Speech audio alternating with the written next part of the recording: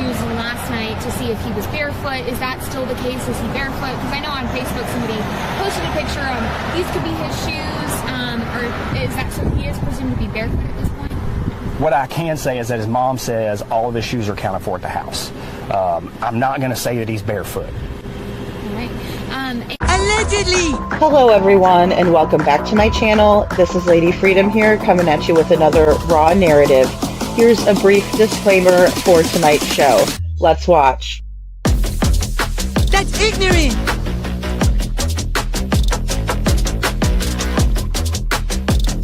Allegedly, that's ignorant! Ignorant!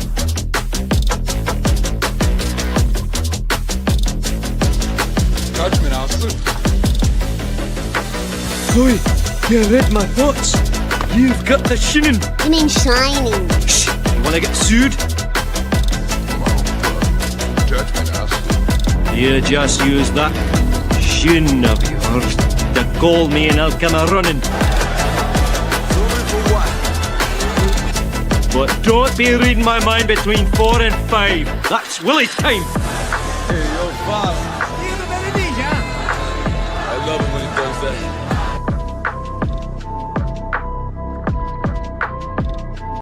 Let's watch.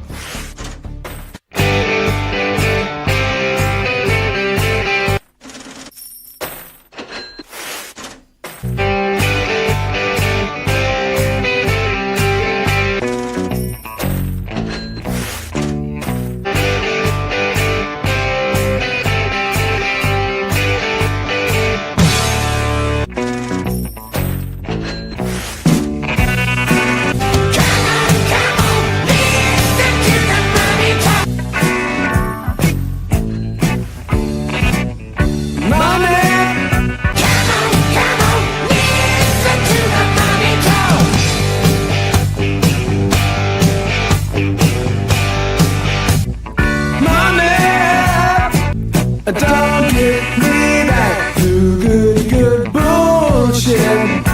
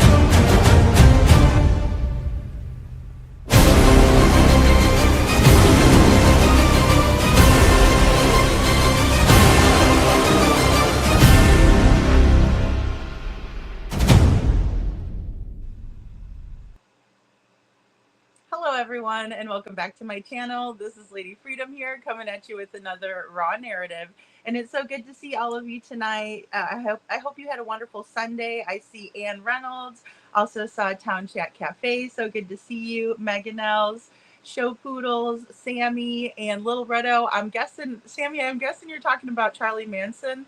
Little Redo covers Charlie Manson, so I think that's who you're talking about, the Charlie Project. But correct me if I'm wrong. It's really good to see all of you guys. I guess everything kind of hit me in the last couple of days, and so I didn't really feel like coming up and talking, but I was doing a lot of research behind the scenes on this Travis Decker guy, right? We have Travis Decker, not so good guy for what he did to his children, but there's a lot of other issues that I think that are important to discuss in that case. And so I put together a few clips for us tonight, but it's in its entirety if you want to go watch it on the channel. So if you want to see the full kind of little documentary that I made, and I just kind of mashed up some news clips. The lawyer and spokesperson for the mother, Whitney Decker, spoke out and gave us some insight into what was going on there. Tonight, I would also like to talk about Sebastian Rogers and the Yellow Jacket guy. As you know, the Yellow Jacket guy is someone who I think about quite often. And the reason being is because Sebastian's photo was on his phone. And I put that in the end of the video. But hindsight is trying to identify, or, well, I should say hindsight and her team are trying to identify who this person is. And I would love to know. Many out there think that Richard Bishop is the Yellow Jacket guy. I'm not quite convinced because I've kind of went over the reasons why several times here in forms of looking at facial features and facial recognition. I don't see that being the same person. That doesn't mean it's not. But I do think that it's important for me to kind of precursor that before we look into this person. He's wearing a very expensive outfit and driving a very expensive car. In the beginning, I thought that maybe the Yellow Jacket guy was a DoorDasher or someone who worked at the restaurant, but that doesn't seem to be the case. In my opinion, DoorDashers are kind of the college kid age, and maybe I'm wrong. Maybe there's a lot of adult door dashers out there. Hey, Holly S. Sometimes I will go over and watch door dashing on Josh's channel, which is really funny to watch. So I'm sure a lot of you all, I see you guys in there. Lots of times I'm just kind of pooped out, and so I'm just in there laughing and watching Josh and probably eating something. And drinking tea or whatever, and just laughing. And so I do see that type of a DoorDasher, and then I see this guy, and I'm like, I don't know. There's really no comparison. So yeah, Town Chat Cafe says she's 50-50. Yeah, and we've done several comparisons. So I don't want to beat you over the head with my ideas or my thoughts, but I think it's important for us to explore what this man was wearing. We also know that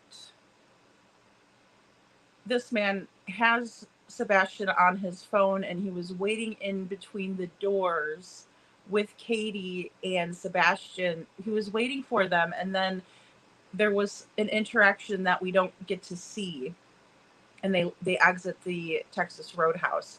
It's kind of in the foyer area where there may not be any camera footage. There may very well be camera footage. We only get to see certain pieces, and that's makes things very, very difficult, in my opinion. But shout out, hey Prayer Warrior, good to see you. You DoorDash Prayer Warrior? Okay, so sorry, wrong one. Prayer Warrior DoorDashes. So okay, great. Well, that's good to know. I just feel like there is a certain demographic that we're looking at when we look at DoorDashers. So thank you for letting me know that, Prayer Warrior. And I mean, I'm not knocking anybody trying to make a living or making any money, right? I just think it's funny when T-Rev does it. And then Josh is commenting it. It's funny to me.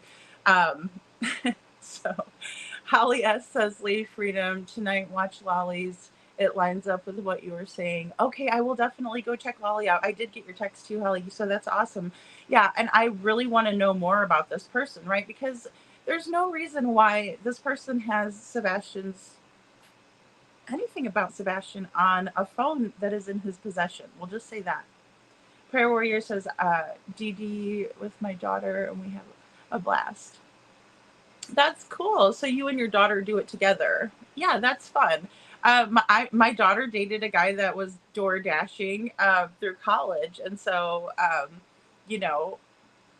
I just kind of thought of it as like something that younger kids did for, to make, extra money because, you know, it's very flexible. So if you're going to college and you don't have a whole lot of time and you just log in and you're able to kind of make some money, that's amazing.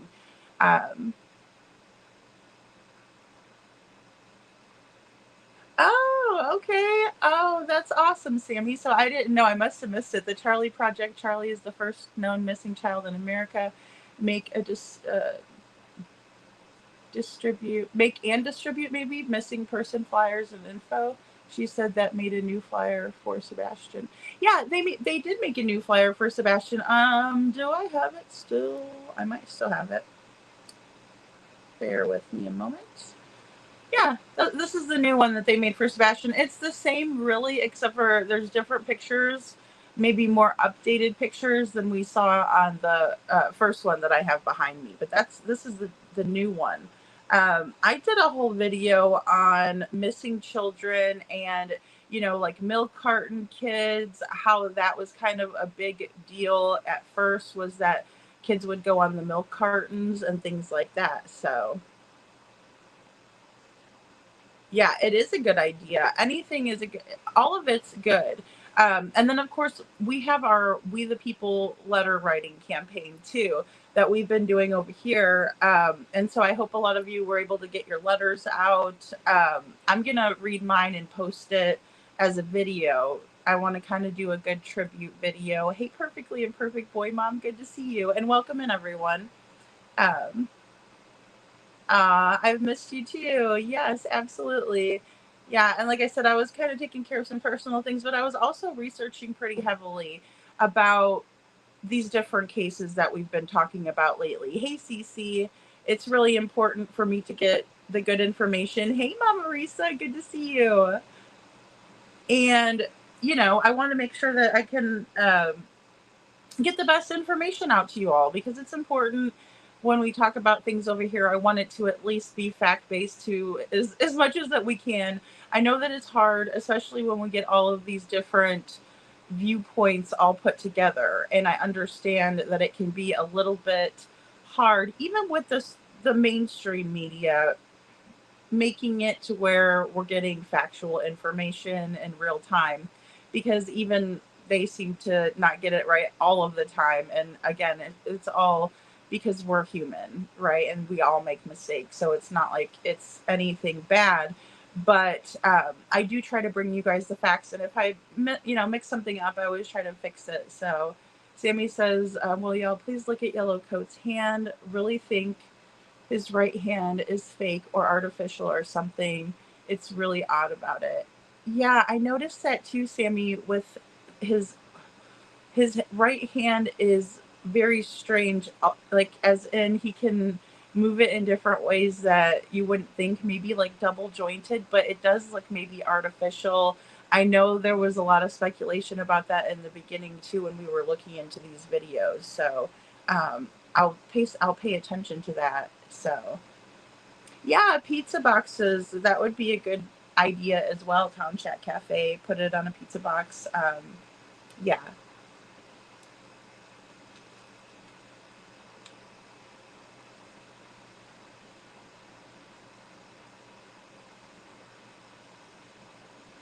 Perfectly Imperfect Boy Mom says that she door dashes and Instacarts on her spare time for extra spending money.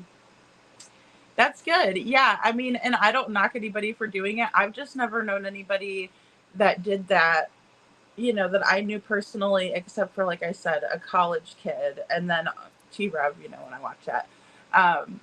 So that's good to know. And I know it's a lot of wear and tear on the vehicle as well. That's why I don't know if I would be driving an $80,000 vehicle to do that. And I might be a little bit more convinced that he was a DoorDasher if he had taken some food away with him as well.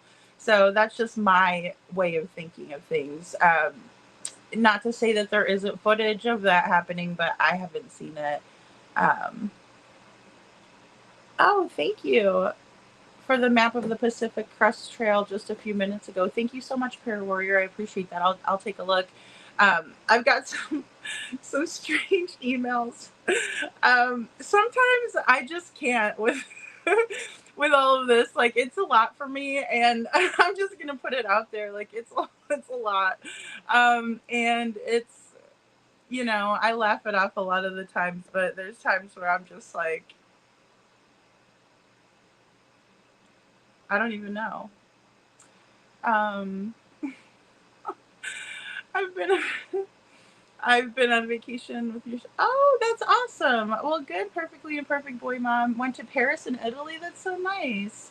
She was so we time change wasn't able to catch me live. Well, I'm so glad that you had a nice trip, and I'm so glad that you were thinking of me while you were out there. That's wonderful, and thanks for being here now. With the summer and everything like that, I'm sure people are really, really busy, and I always just look around for you guys to see, like, oh, I missed this person or that person. So I'm always glad to hear. Yeah, the milk carton kids, Sammy. I did a video on it when I was very young, a very young channel, which I still am, honestly. But it was really, and I'll have to try to link it in the description if I could go back and find it. Like I said, it was in my earlier days. But I talked about the importance of putting out the flyers and things like that. I just find it to be really, really important. Hey, Lori, good to see you. Thank you for hitting that like button. Thank you so much. And yeah, no, I bet you she had so much fun. That sounds like a great trip. That sounds like a great trip.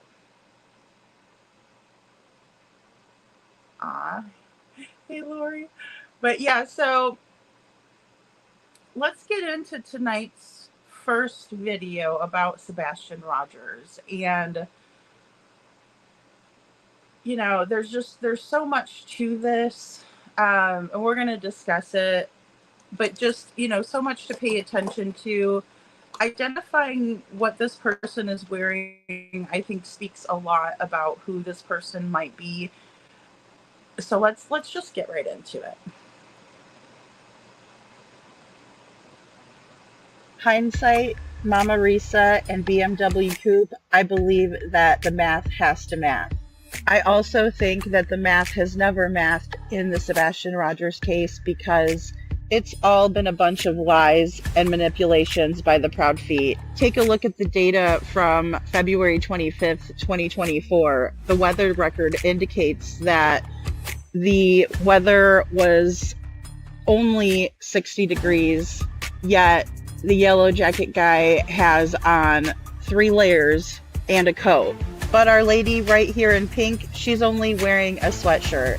Our friends further break down the yellow jacket's appearance, and they notice that he wore this exact jacket, a North Face jacket, an expensive jacket for someone who we are made to believe is a DoorDasher. The North Face jacket is not the only thing that is pointed out. Let's watch. Of course, the biggest thing that stands out to me here are the pockets. There's tons of pockets. He's even wearing a hoodie that has a pouch pocket. But if we look further into this, we can also see that this jacket is made for weather. So it's durable, waterproof. Also, peep the yellow jacket's shoes. He's wearing Air Jordans.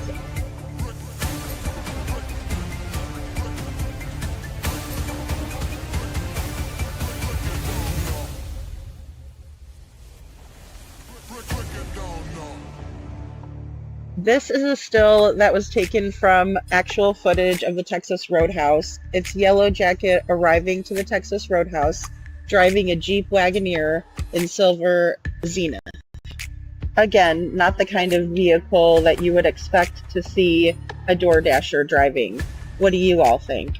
I certainly wouldn't use that type of a vehicle to DoorDash. It puts a lot of wear and tear on the vehicle, and as you can see, it's an $80,000 vehicle. I think the pieces of the puzzle are in the math. If even one variable is missing from the equation, then the equation's going to be off. The solution will never be found. But in my humble opinion, I think that that's always been the idea, to confuse, to throw everybody off. Why does the yellow jacket even have a picture of Sebastian on his phone? Allegedly, in my opinion.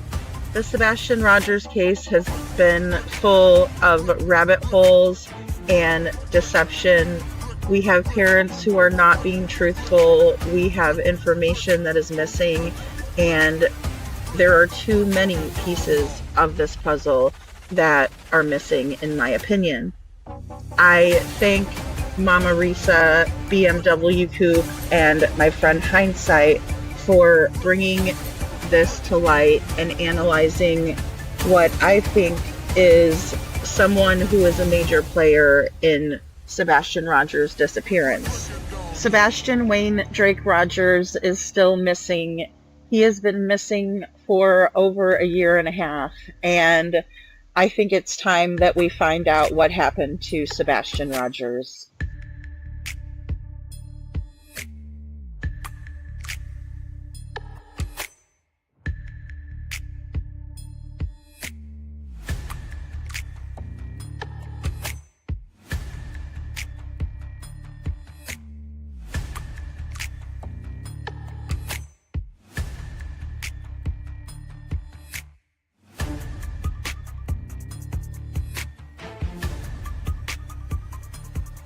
Watch here as the image comes into focus.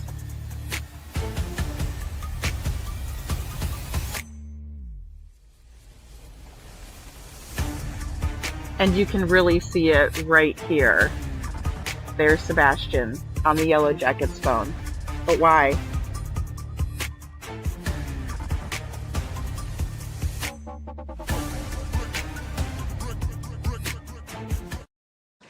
Okay, guys, so there you have it. A really well done video. We can identify what Yellow Jacket is wearing, kind of breaking that down, right? The math is never math in the Sebastian Rogers case. Nothing is added up ever. And we have 60-degree weather. Arguably, it could have been plus or minus. The Yellow Jacket guy is wearing 3 layers plus this jacket, right? Which we find out is the North Face jacket, right? Kind of made for colder weather. Tons of pockets, right? And made for weather.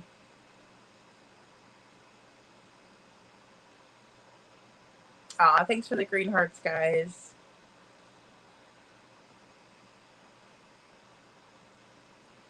Town Chat Cafe says Lady Freedom's, if he has an issue with his right hand, maybe that is why he pushed the bell at the go window the way he did. Yeah, I mean, I was definitely thinking about that too in the beginning, or I thought he may have been a germaphobe, or maybe had an autoimmune disorder because he was wearing the mask. And I found it to be kind of odd for him still to be wearing a mask at this juncture in 2024.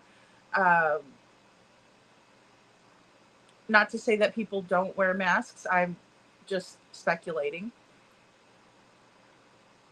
And Prayer Warrior says, Town Chat Cafe, I was thinking he didn't want to leave a fingerprint, like he's not taking any chances. And that was what we came to the conclusion with, because, you know, we see that he is not a DoorDasher, in my opinion. He doesn't take any food away, and he seems to be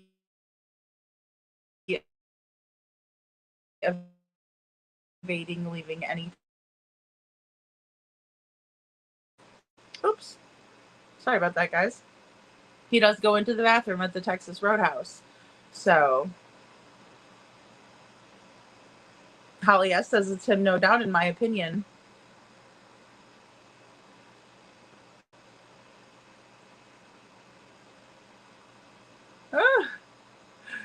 Sammy. Hurry back, Lori. Town Chat Cafe says, Prayer Warrior, yeah, that is what I thought until just now when she mentioned about his hand. I never realized it. Yeah, because he goes up to that go window and he kind of pushes it like this. You know, he doesn't push it with his fingers, so.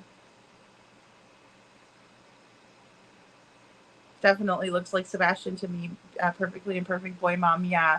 And I slowed it down, you know, and played it out where you can really see it into focus. You could even see it at a distance, which was amazing to me. But then I wanted to kind of zoom back in and show you all too. It just really bothers me because why? Why does this guy have Sebastian's photo there, you know? And he could very well have a messed up hand, no doubt. It's very difficult to see in the video. Hey, Poppy Love, good to see you.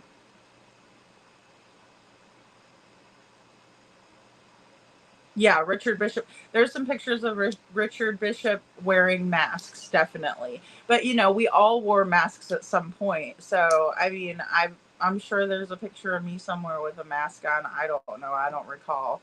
Um, Perfectly Imperfect Boy Mom says, I don't believe someone would be door dashing in that large of a vehicle. You would be door dashing to pay for gas used. That's very true. That's a good point. Perfectly Imperfect Boy Mom, because the gas prices are, I mean, that one's a gas guzzler, right? It's a big SUV. I was also thinking about like tires and things like that, having to replace those.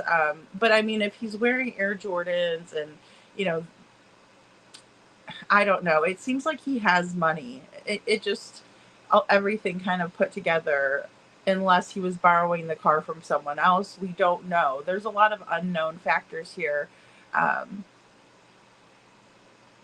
And that very well could be that maybe someone eventually brought the food to his vehicle, but I'm pretty sure we see him leave without taking anything away. I'm almost positive that that's the case.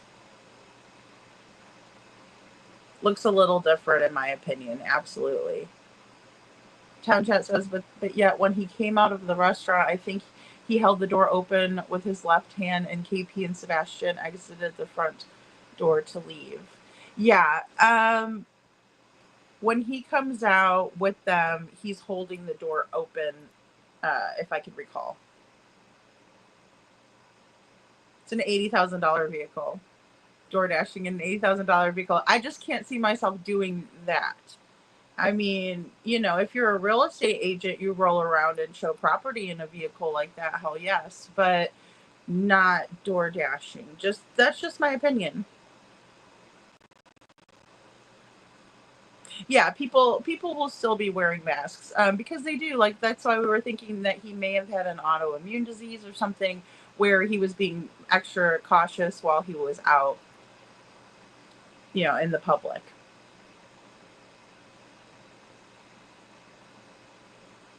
No, he wasn't carrying any bag, in my opinion. No, he didn't take away anything. Now, the gal in the pink sweater took a small bag away, but not the yellow jacket guy, in my opinion.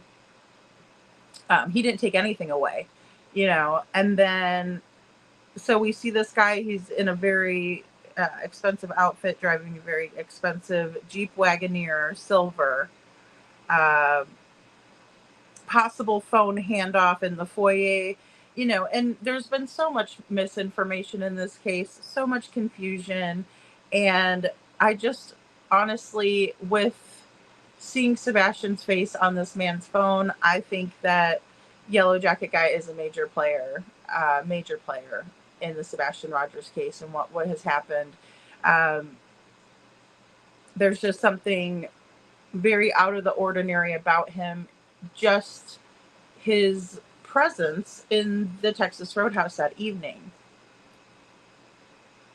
And I know that many people don't believe that Sebastian even made it home from the Texas Roadhouse that evening.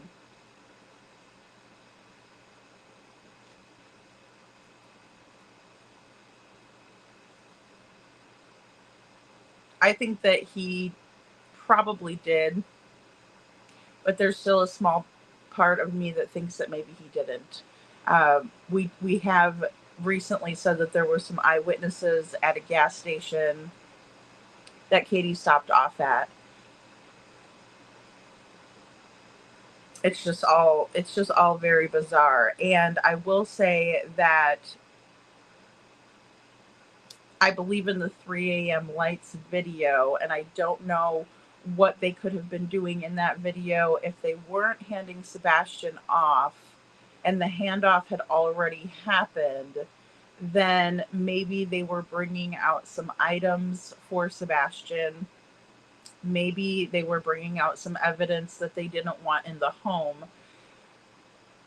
It's very easy to believe that something could have went wrong in this planned out, premeditated action that I believe most likely happened. So with that being said, not everything is going to go the way that they've planned it.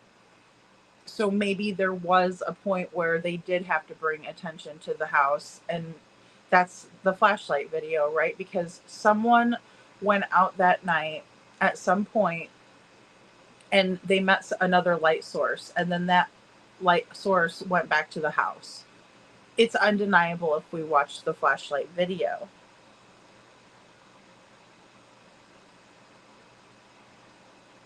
Meg says the way Sebastian stopped short when he saw whoever was next to his mother's car should have been looked into better, but everything should have been looked into better from the start. I agree, Meg. That's really well said and a great point. There seems to be a lot that was lost in the beginning in this case, and oddly enough, we're not able to really piece that back together because there was information that was lost. And I also think that when Dog the Bounty Hunter released the footage of the Texas Roadhouse, he wanted us to focus on the green hoodie, the interaction between Sebastian and the green hoodie, the interaction between Katie and the green hoodie, and maybe possibly some sort of handoff there, because the green hoodie was a weird person that was kind of around the situation where they, again, only used the restroom. Green hoodie was immediately cleared by law enforcement, but they haven't been so swift when it comes to clearing Yellow Jacket or even telling us anything about what they think about the Texas Roadhouse video, if it could play into the investigation, which I believe it does no matter what, because it is the last footage that we have been able to see that Sebastian was alive and well and walking around, right?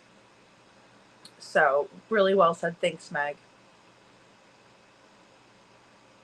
Hey, Mama Dukes. Good to see you. Mama Duke says, thank you for covering Sebastian's case. I believe, in my opinion, that many YouTubers are moving on. I find it difficult to do that without resolution. I just can't take so much heartbreak. I understand, Mama Dukes. I understand that. Even as I was going over the other cases that I want to cover as well, and I won't stop covering Sebastian. So thank you, Mama Dukes. I really appreciate you staying with Sebastian too, because he cannot fall through the cracks, right? No matter what. But when I was looking at these other cases, it really brought me down as well. Everything kind of hit me in the last couple of days, and it's just, you know, a really, really bad feeling when you have these children who are just going missing, like Summer Wells. We have Sebastian Rogers. We have so many kids out there being hurt by their family members, by their fathers, like we see in the Decker triple homicide. Sometimes there are different reasonings behind what is going on. You know, we look for the motive. Sometimes it's just so incredibly hard to imagine anyone hurting a child, but let alone anyone hurting their own child. And we've just seen so much of that lately, and it's absolutely heartbreaking. It really is, and it takes its toll. It just does. And I understand that your statement about it being so heartbreaking and that you can't hardly take it, because it's absolutely terrible. Hey, Adam, Forever 21, good to see you, sweetheart.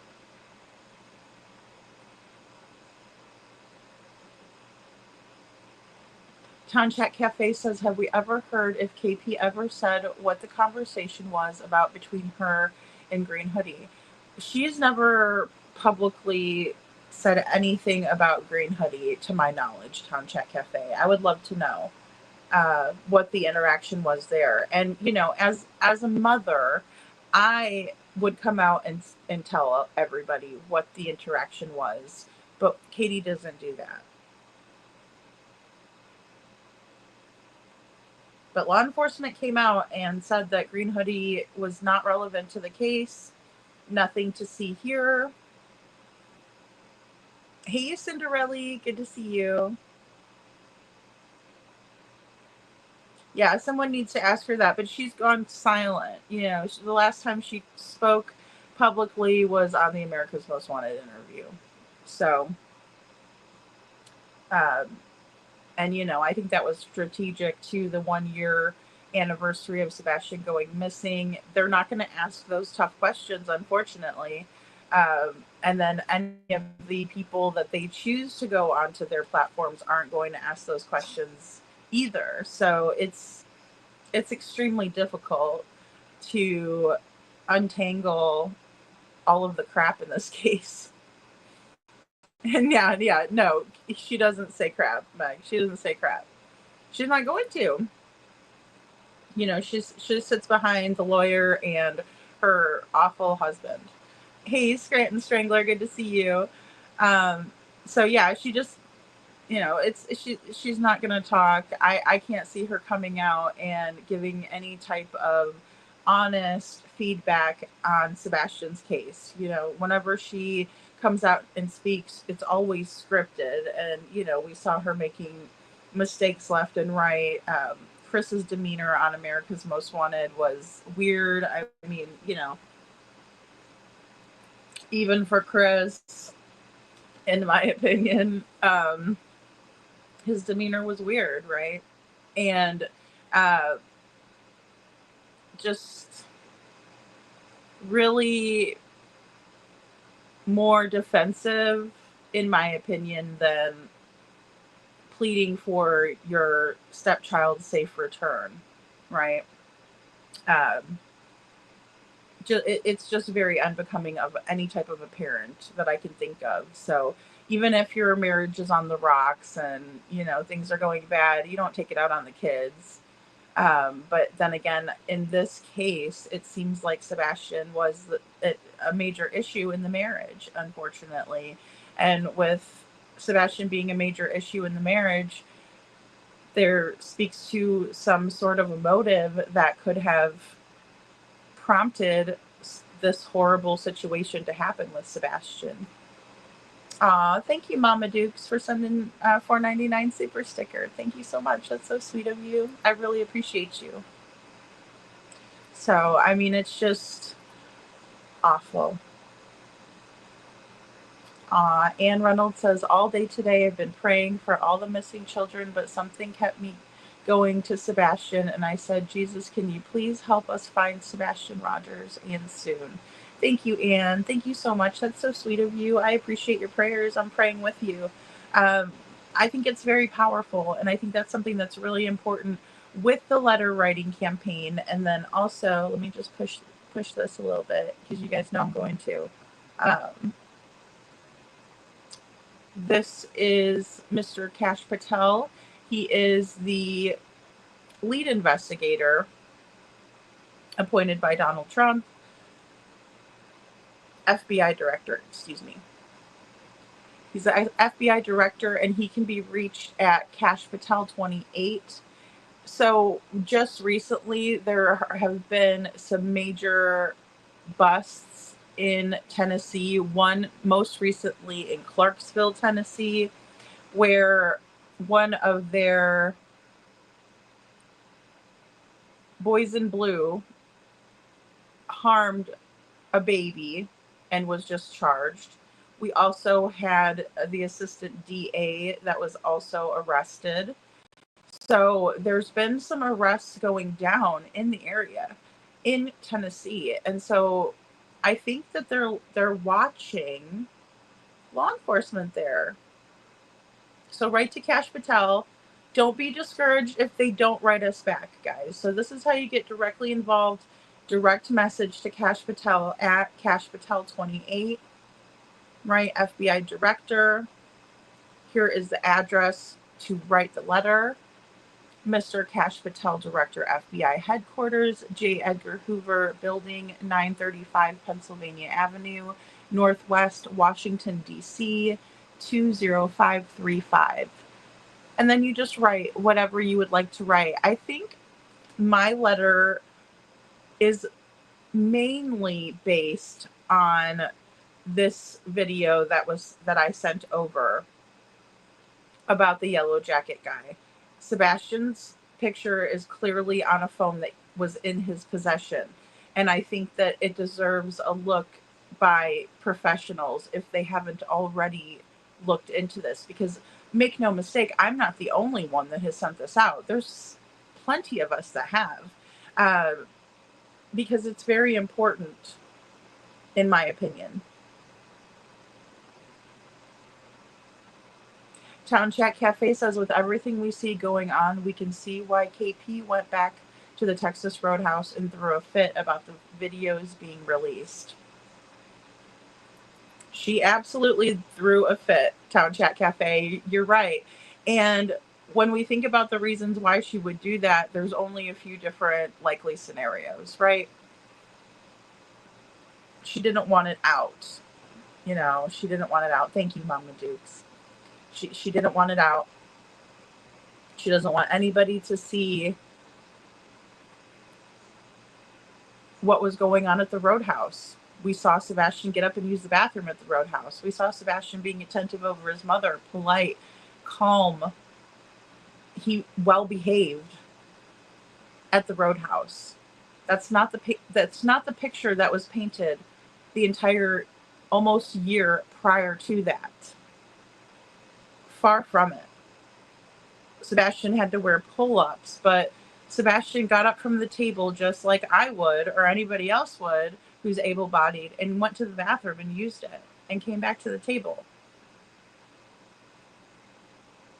But they wanted us to believe that Sebastian needed to wear pull-ups and that Sebastian didn't have any friends because he liked to use the bathroom in his pants.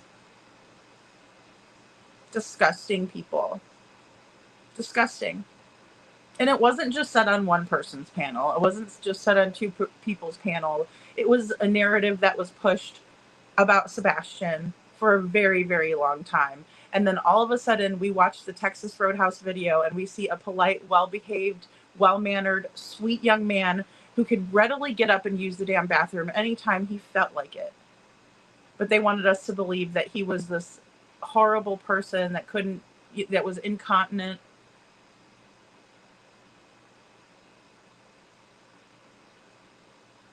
Sammy says, phone pictures aside, could he be like a district manager or something? Do they still have those types of people who go around and visit different restaurants? They do, like a general manager, like a GM that would go around. But I think he would have more interaction with the staff, in my opinion, because I've managed restaurants as well. And so, if your GM comes, you're like kind of walking through with them and they're kind of watching operations and making sure things are going smoothly in the restaurant, in all the different aspects of the restaurant. Like the cooks are doing what they're supposed to be doing, and then you have the food runners, and then you have the servers, and then you have the bartenders. Everybody's doing what they're supposed to be doing, the hostesses, that sort of thing.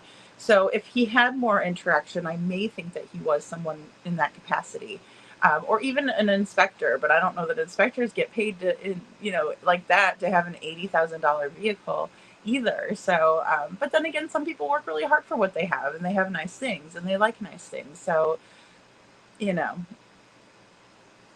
Oh, Miss Anna, I didn't forget about helping you with your letter. I'm so sorry. I just had a couple of days where I had to take care of some things with mods and just different things. Town Chat Cafe says, do you know if At Night was able to see if the Yellow Jacket guy had Tennessee plates or out of state? I don't think that we have a read on the plates of the Yellow Jacket, unfortunately. Hey, Ann Brock, good to see you. Thank you for being here. So, yeah. But I guess it just remains to be seen what's going to be happening in the Sebastian Rogers case. The FBI did issue that new flyer. We talked about that earlier in the show. I think it's just important to keep the faith. You know, that's what I always see Seth, hashtag keep the faith, anytime I see him in chats. And I think that's the most important thing to remember, that keeping the faith is important and hope is very important, until all hope is lost, which we're going to change. We're going to change over to this story. This is this story is really important to me. As I've been researching it the last couple of days, it's really hit me hard. I will say that. When we think about three beautiful young people, right? We have a 9-year-old, an 8-year-old, and a 5-year-old. Peyton was 9, Evelyn was 8, and their little sister Olivia was 5. Their mother, Whitney Decker, was married to their father for, I believe it was about 7 years. And a couple of years ago, they decided to get divorced. And the reason they got divorced was because Travis was battling with CPTSD, and he was also battling with borderline personality disorder. Now, with borderline personality disorder, there are many, many traits that run congruent with narcissism. We're going to hear from one of Travis's platoon mates that describes his narcissism, and then we hear about Travis's mental illness. And there's some really important topics in these clips that I want to go over with all of you. But it's absolutely heartbreaking, this story, because I believe that it could be completely preventable, and we would never have to be sitting here talking about these 3 little girls losing their life, their mother losing her life, because let's be honest, those are her 3 children, and our children are our lives, right? There's no one more important than our children, no matter what. And so she, too, in my opinion, lost her life. And again, I talk about this when I talk about Harmony Montgomery, because we know that she's no longer with us. She really could have made a huge difference in this world if she hadn't have been taken by her own father. I think it's really important to highlight who these little girls are. And in a lot of these clips, we do that. And so I hope it kind of shows you all what kind of people that we've lost here in this situation. Just a tragic situation that, and like I said, in my opinion, could have been completely prevented. So let's get into the first video. Is there any message that Whitney does want to get out to Travis if he is watching? Whitney has not given me a specific statement for Travis, although I know she just wants him to turn himself in. She wants him to come back, I would say, to humanity. He's clearly lost. No one but a monster could do this. I don't think there's any argument about that. And she just wants him to come back. She needs peace, and this investigation needs to be able to be wrapped up so that she can have that peace, and really our community, our state, and our country can have some peace here. What can the public do to help Whitney in her time of need? I think Whitney wants people to know the true spirit of her daughters. They were little balls of light, I call them. They were full of kindness and positivity and love, even for their father. They were just, we are so incredibly blessed to have had them in the world. And I hope that people can just honor their memory by giving her and her family grace right now through this difficult time. The search for a monster. Let's watch. Now to some continuing coverage on the search for the man accused of killing his 3 daughters, and that search is intensifying. Investigators believe Travis Decker may be traveling along or near the Pacific Crest Trail that's just west of the encampments, which authorities shut down last night. In addition to the encampments, several other trails in the North Cascades are closed right now. That includes part of the Pacific Crest Trail, Rainbow Lake Trail, Twist Pass Trail, Upper Stehekin Valley Trail, and Thunder Creek Trail, among several others. Investigators are also issuing a warning to those who live in cabins and remote areas in Chelan, Kittitas, King, Snohomish, and Okanagan counties. They're asking people to lock their doors, leave window blinds open, and turn on outside lights. If you see Decker, do not approach him.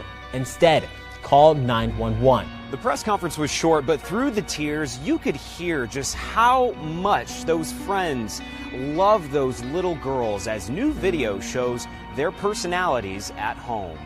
Decker. Nice. Limbo in the living room. You can't stop halfway, Abby. There we go, Abby. Nice. The girl's mother says this home video captures the personalities of her girls, Peyton, Evelyn, and Olivia. Go, Olivia. Go, They're practicing limbo at their grandparents' house before school 3 months ago. Oh.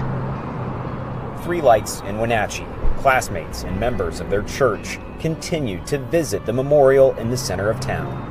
The grief is felt across the country and across the globe.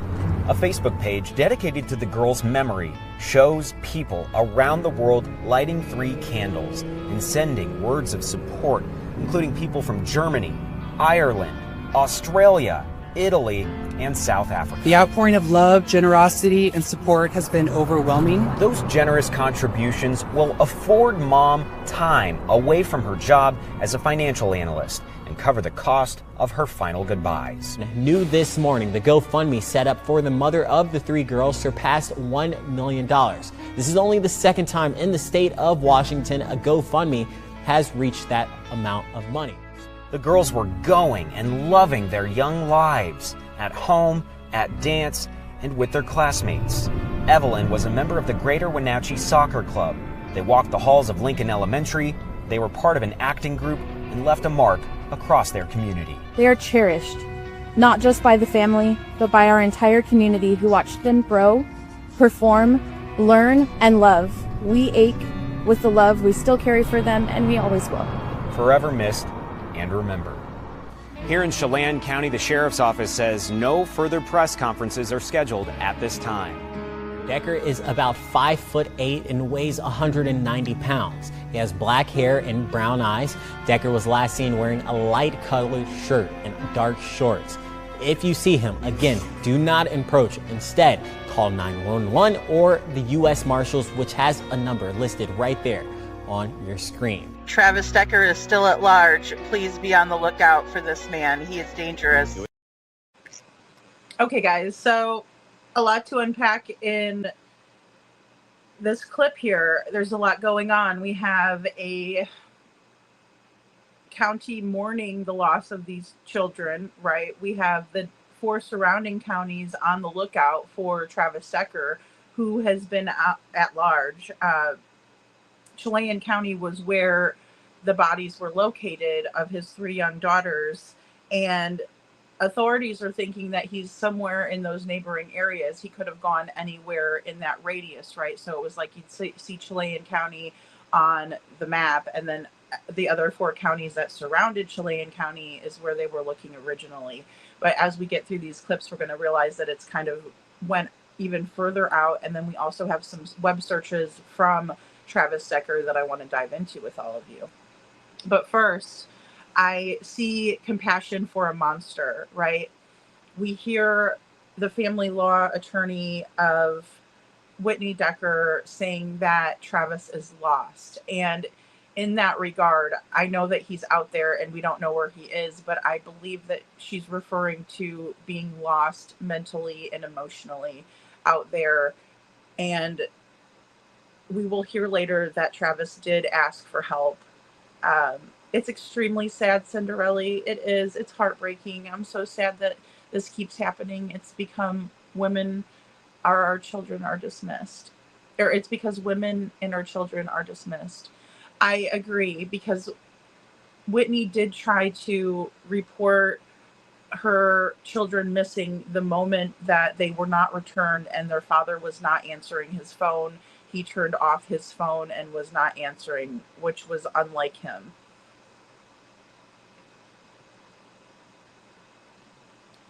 Adam Forever 21 says, wonder what LE has told Seth on this guy. Where's the proof he's not involved, and proof of the phone pics? Very odd. Yes, absolutely very odd. And I agree, Adam Forever 21. I wonder as well what Seth thinks about the Yellow Jacket guy and what law enforcement has said to him about the Yellow Jacket guy.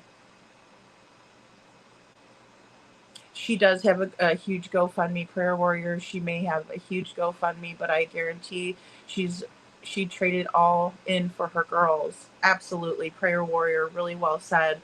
Because yes, the GoFundMe did reach $1 million. I believe that she is a worthy recipient of that money, and I believe that she will do anything to help bring awareness in all of these issues that we are going to talk about tonight, because I think that's the best way that we can honor the girls and their mother. It's just absolutely tragic. So Whitney wants people to know the true spirit of her daughters. She wants them to know what blessings her daughters were, that they were loved, and she wants to honor their memory in every way she possibly can. And I believe that she's going to do that. Searching for Travis Decker has been a long process, right? I really thought he would be found by now, although his extensive military training leads me to believe that maybe we're not going to find him as quickly as I originally thought. Also, there's a big possibility that we might have had a situation where Travis has taken his own life, and it's just a matter of trying to find him. Those are the two that I'm thinking most of at this point. He's accused of taking the lives of his 3 young daughters. He's thought to have been traveling down the Pacific Crest Trail. There was 5 other trails that they shut down as well, because he possibly could be following those trails, and that's their way of thinking. There's a memorial for the girls in the center of town. You know, the little girls were all involved in different activities, right? Because many of us know when our kids are little, we kind of put them in a lot of different things that they're interested in, just to see if there's something that they may find their little niche and they may be really good at it. So they were involved in things like dance. They were also in acting groups, so they were performers, bringing joy to other people. Just absolutely tragic. Absolutely tragic. Hey, Pat Fisher, good to see you. Pat Fisher says, hard to watch. He could be anywhere by now. I agree. He very well could be anywhere by now. And if we're looking at these Google searches, let me show you this.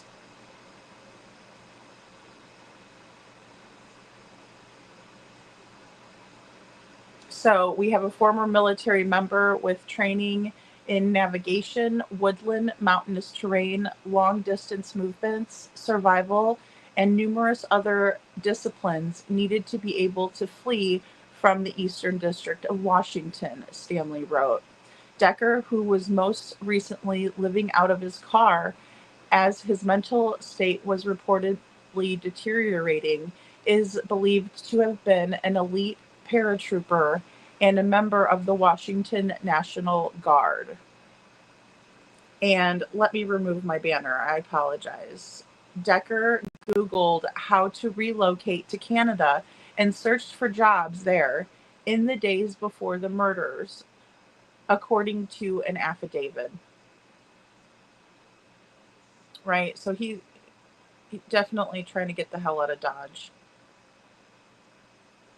So Travis Decker, the man accused of murdering his 3 young daughters, searched online about how to move to Canada on May 26th, days before the girls went missing, according to authorities.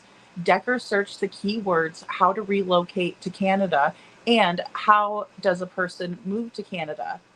His 3 young daughters went missing on May 30th after a planned visitation and were found dead on June 2nd.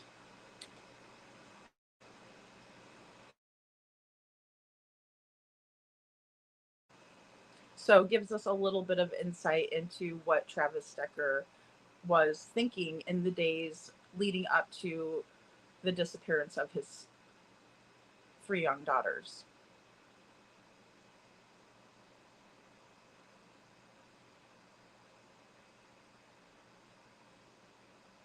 It is so hard to watch Sammy. Town Chat Cafe says, Sammy, in my opinion, Carter needs an assistant. And guess what? We are all for hire. We're free, LOL, right? Yes, absolutely. I think he should really be putting all of us to work for free, you know? I agree, totally. It's absolutely heartbreaking, Meg. And you're the one that told me about this case because I didn't know about it. And it's really been a case that I think is so important to bring awareness to. Meganelle says, Emily Grace Mayo, unalived by father who took his own life after in the car at a park. She was 9 in Georgia. I mean, what is going on? What is going on? Sammy says, Town Chat Cafe, absolutely. And if you remove all the extra, would she be so freaked out about us just seeing her and Sebastian sitting at the table, other than us being able to see what he actually looks like? Yeah, Sammy, those are great points right there. There should have been no reason why Katie was worried about us seeing the Texas Roadhouse video, in my opinion. Not in the slightest. Unless she thought that there was some kind of evidence that was going to be destroyed by putting it out into the public, which I don't believe that to be the case, because I think that the more the public knows and understands, the better that we can help with the situation, in my opinion. I wonder if there are any reports of stolen vehicles in the area or surrounding areas that he could have switched to afterwards. That's a great point, Town Chat Cafe. And I think they're really looking out for everything right now. They really seem to be serious about trying to find Travis Decker, in my opinion, even though they haven't found him yet.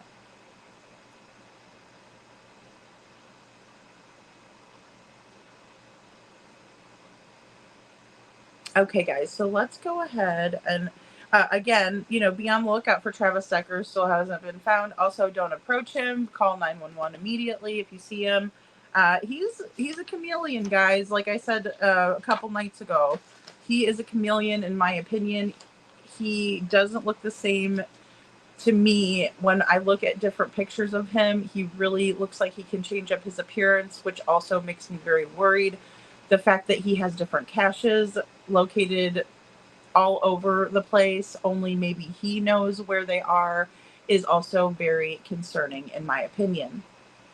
Megan L says, and then you wonder how someone can do that to their children and continue to live with themselves. It's absolutely unfathomable. I can't imagine ever living without my daughter. And so I can't relate at all. I have no words, really. I have no words. Okay, guys, so let's watch this next clip here. It is a loss that has broken hearts across the Wenatchee Valley. 3 sisters gone too soon, remembered for their joy, their creativity, and their light. It's also been almost 1 week since his daughters were last seen alive. You can see that the memorial continues to grow here. As that happens, authorities who mentioned it now warning that Decker could be in a neighboring county. In one of the newest developments, authorities released this picture of Travis Decker showing his distinctive tattoos. They say they hope these identifying features can help the public spot him and bring him to justice. Him to command. All as so many people anxiously wait for any updates. Makes me just keep my daughter close to me, very, very close. You don't know what his next move's gonna be, and so you gotta be cautious, and it's hard to be cautious when someone's so experienced. In a sign of Decker's experience at navigating the outdoors, authorities have asked people in rural areas of Chelan, King, Snohomish, Okanagan, and Kittitas counties to be on high alert for him. The message: lock the doors to any cabins and outbuildings and keep outdoor lights on throughout the night. Those precautions come as authorities also announced they believe Decker may be hiding out near the Pacific Crest Trail. Throughout this week, they have warned that he is highly skilled at navigating Washington's rough and tumble terrain. We also know, too, that he's been an outdoorsman since he was a kid. Talking with a parent, it seemed like this was something that he was attracted to, liked doing in his free time. Needless to say, if you see Decker, stay away from him and call 911 immediately. And as the manhunt continues, one thing that we are waiting for is the results of those girls' autopsy. That is key because it's going to give us an idea of when they in fact died, or a kind of a time frame of when they died. That is also key because it'll allow authorities to get a better time frame on the possible head start that Decker may have on them. Shows us how this community is grieving. New video shared with us shows the fun these three sisters had together. Peyton, Evelyn, and Olivia, described by family members as shining brightly with creativity, confidence, and joy. There are no words that can capture the weight of this loss. We ache with the love we still carry for them, and we always will. Families of the Wenatchee Valley expressing their pain and sorrow with handwritten notes, stuffed animals, and tricolor hearts. This valley helped nurture the creativity, confidence, and joy that Peyton and Evelyn and Olivia shined so brightly. Family friends Amy Edwards and Mark Belton tell us the girl's mother, Whitney, is grieving the unimaginable with an immeasurable hole in her heart. Is there anything that people watching can do to help in any way? So there is a group, and we ask that they look that up on Facebook, where they can see ways that they can support this movement. For the moment, they say cards and donations will help Whitney as she helps investigators. Unbelievable. It's awesome. I just don't even know how to describe it. I know that she feels everyone's love and prayers and support and their grief, as well as her own. And as do we here in Washington, in the Wenatchee community. I think that we all feel the love that the world really has shown Whitney and for these girls. And I think that she is just in shock and in awe of the community support, of the support that we've received from strangers, in addition to, of course, the many, many people in our community that knew these girls, because they were very active little girls. They did theater, they did dance, they did sports. So they were loved by many. But the greater conversation on preventing these tragedies continues, centered around immediately getting mental help to those in need. But Travis couldn't get those things. He tried, he reached out to some resources. Whitney's attorney told us they've now learned Travis Decker reached out to the VA for help, but the hoops he needed to connect with those resources, she said, were so great. Especially someone with mental health struggles really cannot do that on their own without an advocate. As far as the mental health resources for veterans, Whitney had the strength to help Travis, or try to help Travis through his mental health issues as a combat veteran. And she saw firsthand the struggles that are involved for veterans trying to get help. Even when they seek it, it's impossible to get it here in Wenatchee and here in Washington, really across our nation. We are doing such a disservice to our veterans as far as providing them with resources, especially with mental health. And so that's a big passion of hers. It was prior to this tragedy, but now, more than ever, as she thinks about her babies, that will always be in the forefront of her mind. Okay, guys. So yeah, it's just heartbreaking. It's terrible. It really is. It's terrible to watch. And Whitney was a big advocate for mental health for vets because of her husband being a combat veteran, and she saw firsthand how it affected their family, how it affected their marriage, and she tried to do everything she possibly could. Before we get back to that, let's talk more about these three little girls. They were said to be full of joy, light, and creativity.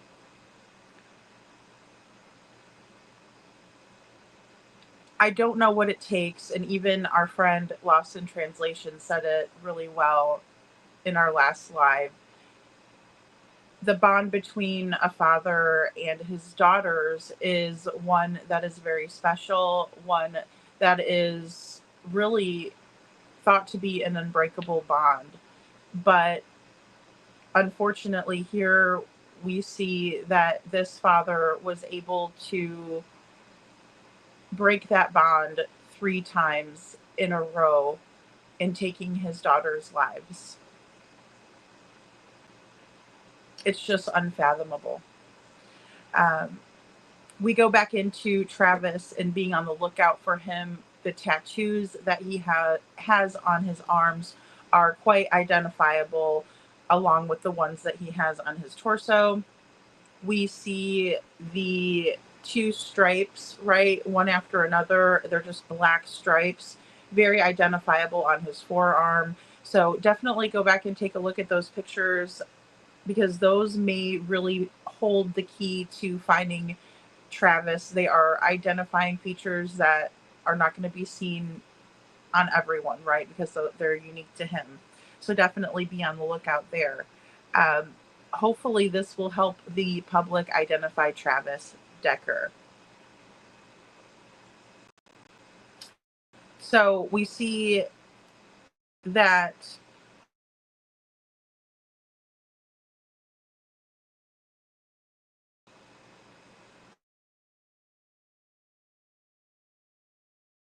to Travis's mental health, and I'm going to kind of go to chat now and see what you all have to say here.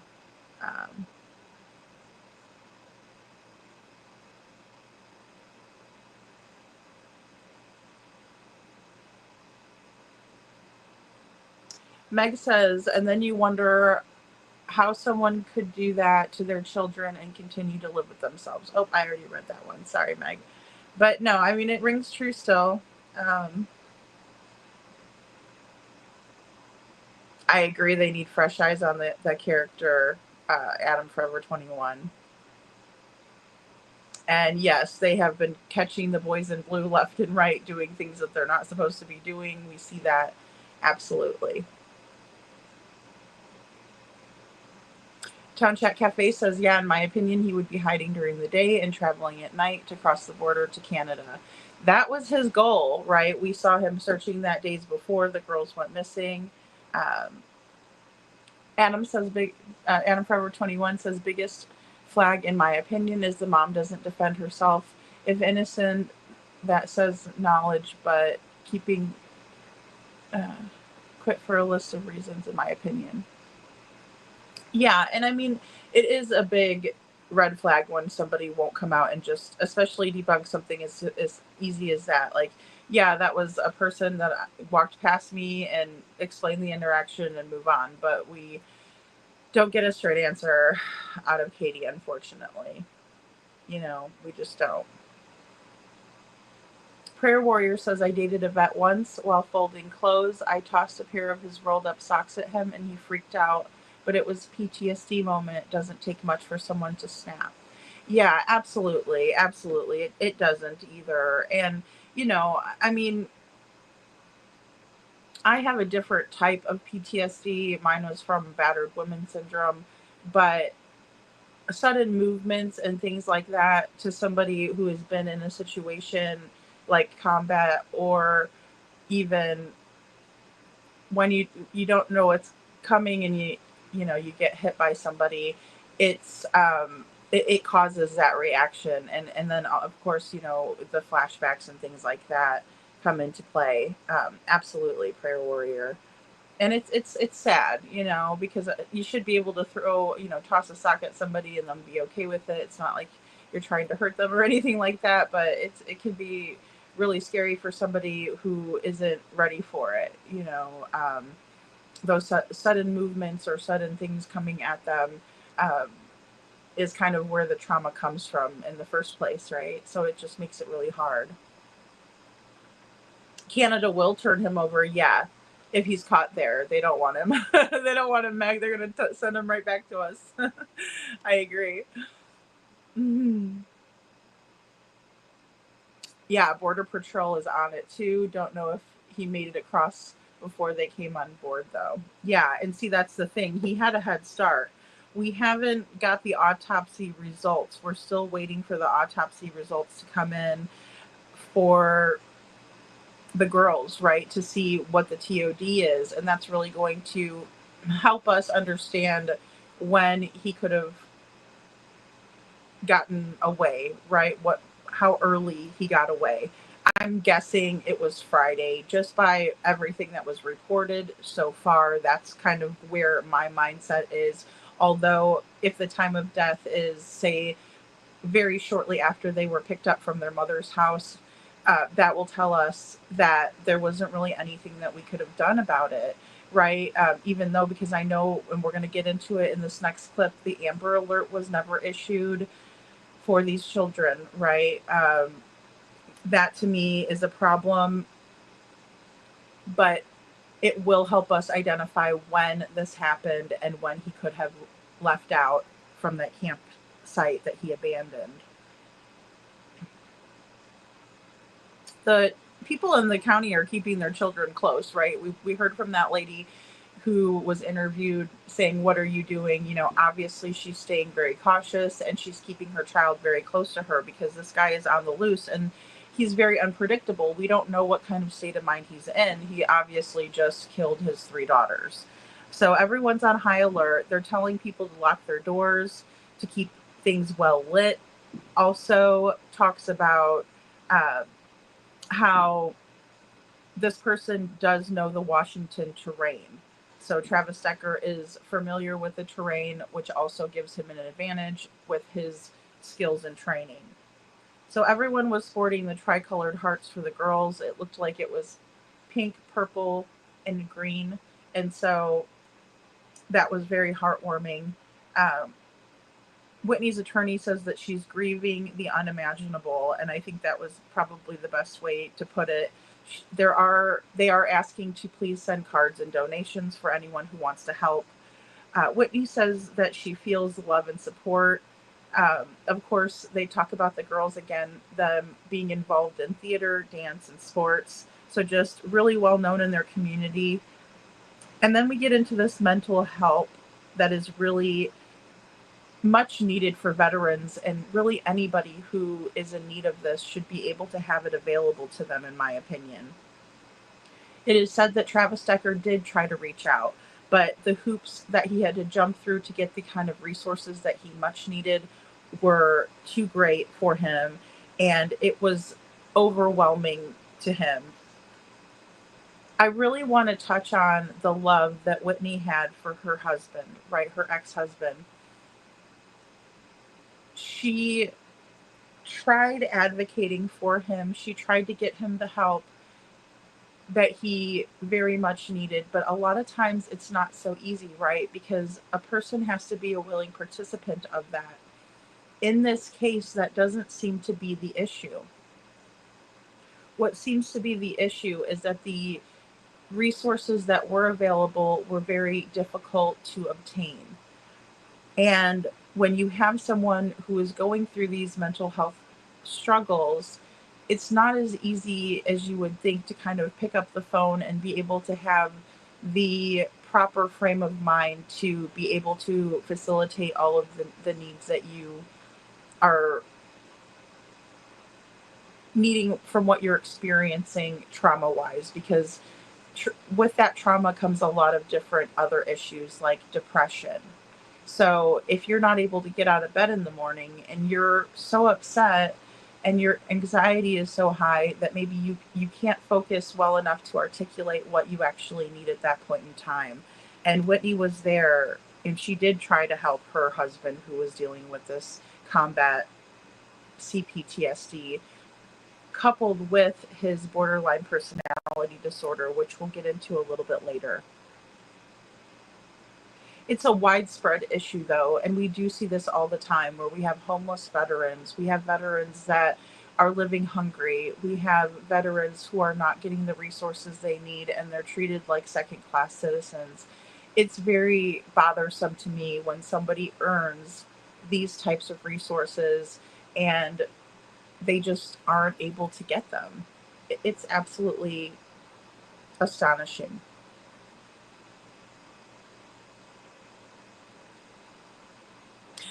Megan Nels, I did hear something. I'm glad you brought that up because I had it written down. I did hear something to the effect that the parenting plan was a lot shorter than what we originally had talked about on the show. So I want to say that that sounds a little bit more accurate, maybe 5 hours. He wasn't supposed to have them overnight. I know that that was changed. And since the parenting plan was changed over, I think that's why it's been a little bit cloudy on when he was supposed to have them and for how long. But definitely no overnight visits, in my opinion. Meg says, I hope these children's mother is in hiding as well so he doesn't come for her. He could be heading to Canada, or around the block from the mother. You never know what his state of mind is. You're right, Meg. And even though she's showing him that compassion and that love, doesn't mean that he's showing it back to her. Thank you. That's really well said. And I appreciate you saying that because she very well could be in danger. We don't know his mindset. Sammy says they were saying to keep your blinds open. I go around and close all my blinds and curtains when it starts getting dark and I don't want to be a fish in a fishbowl. Absolutely, Sammy, 100%. Or if you wake up and he's in the window. Exactly. And that comes with my hypervigilance. Like I make sure that everything's closed up and locked, but I've always been that way. As far as I can remember with my PTSD. And so I make sure that, yeah, like you said, like, because if your lights are on and you're sitting and it's dark in your house and your blinds are open, then people can see inside. That's horrible advice, Sammy. Good point. Yeah, not a chance here.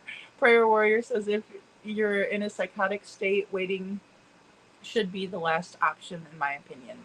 Absolutely.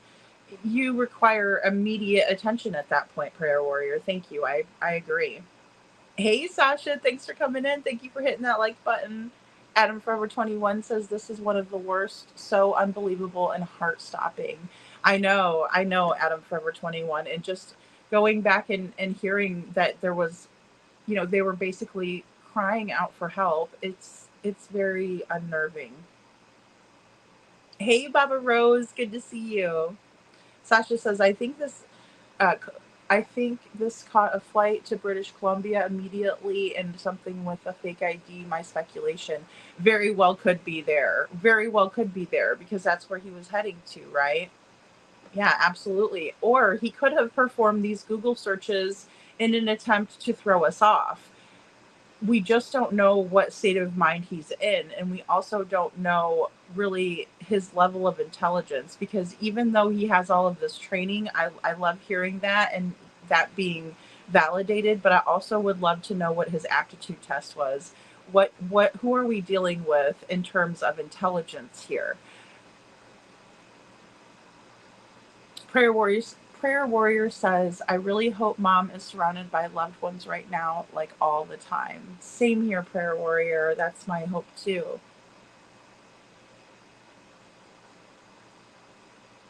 I was thinking that too, Sasha, that he may have a woman that's helping him or allowing him to stay with her.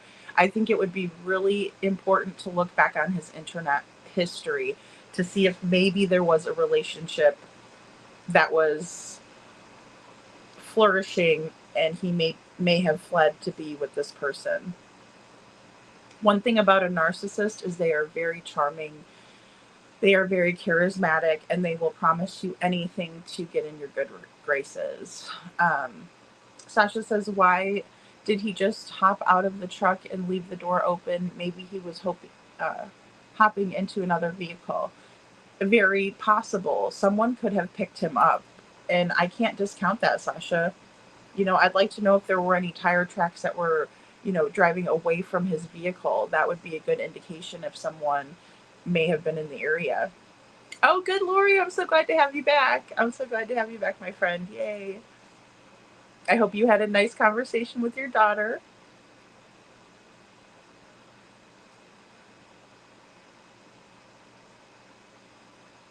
Prayer Warrior says the campground they were found at is very close to the Pacific Crest Trail. PCT is a lot like the Appalachian Trail. With his skill, he could have been in Canada before the girls were found, in my opinion. I agree. Especially if he had helpers, right? Which we don't know if he did. Sasha says because if he left in a vehicle, the dog would just say, or the dog would just stay knowing he was really gone. Yeah, that's true. The dog would have lost the scent, right? I agree. Hey, Lil Redo, good to see you. Adam Forever 21 says this poor mother's life is going to be so hard in all ways. My heart breaks for her and so young herself. I agree, Adam Forever 21. I agree.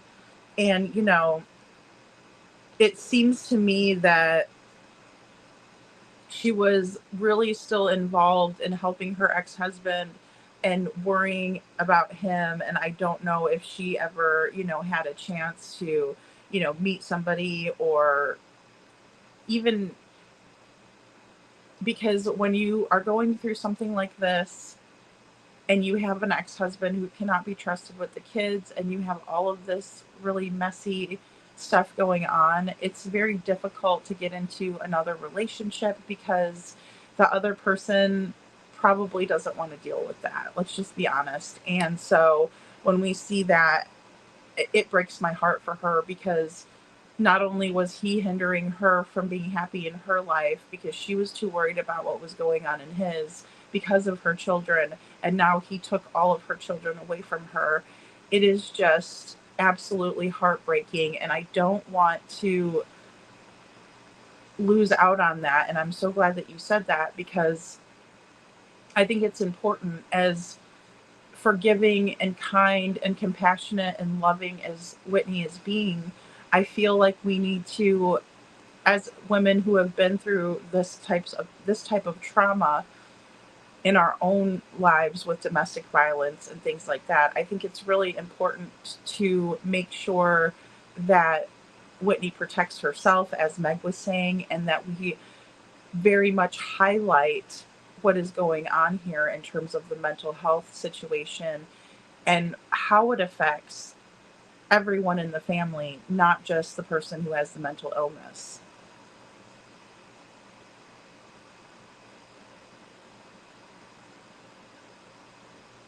Yeah, my heart breaks for her too, Lori. Lil Red says, hit that thumbs up, please. Thank you, Lil Red. Thank you.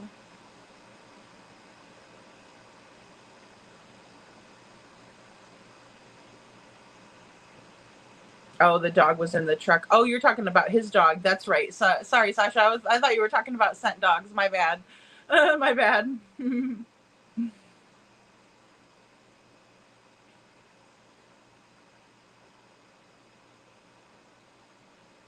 If he's not mentally messed up, I doubt he's in functioning enough to survive.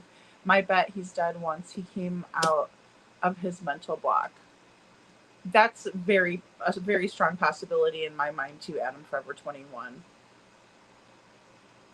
So many details we don't know, really. Lil Red, absolutely. And even getting a little bit of information from the ex-wife Whitney, she's still very much focusing on her girls and advocacy for this mental health crisis that her family undoubtedly is been touched by for a long time. This is something that they've been battling a long time with Mr. Decker, in my opinion, from what we've seen here. Lori, I read somewhere she still loved her hubby, but had so much mental health issue. But he had so much mental health issues. Yeah, absolutely, Lori. And that really, struck a chord with me, because I do know how that feels, being with someone who, you know, you did love at one point, you had children with this person, but then you find out that this person is mentally ill and dangerous and that you can't be around this person. It is absolutely heartbreaking, especially when you have a heart and have a soul and care about others deeply, as Whitney does. And I think a lot of us that are empaths are targets for narcissists. Unfortunately, you know, it's like they can spot us from a mile away. They know that we wear our hearts on our sleeve, that we absorb a lot of what we see and feel out in the world. And when we love someone, we love them with everything we have. And it's just very difficult. Hey, Carla. It's just very difficult when we see a situation like this. And um, just a woman that really, she would have been probably with him for the rest of her life and raised her daughters with him, but the mental illness has just been so overwhelming, and it caused them to divorce. But even though they divorced, she didn't stop loving or caring for him. She wanted the best for him, because when you have children with somebody, you want the other parent to be the best person that they can be, right? You don't want the other person to be a bad person or to have issues or problems, because that's the father of your children. And so you want good for them. You want them to meet someone good, right? You want them to experience a good person, you know, because sometimes things just don't work out between people, and that's okay. But when you have kids, you just really want to see the other person do well. You don't wish that they do bad, because that's who your children are going to have to emulate and live after. Prayer Warrior says, my daughter was upset that mom has empathy for him. I told her I still have empathy for her father. We couldn't find help for him, so he had supervised visits until they were 18. Yeah, Prayer Warrior, I understand. And, you know, we never want our children to dislike or have issues with the other parent either, because that's just, it's equally as heartbreaking for our kids, and we want the best thing for our kids, right? um,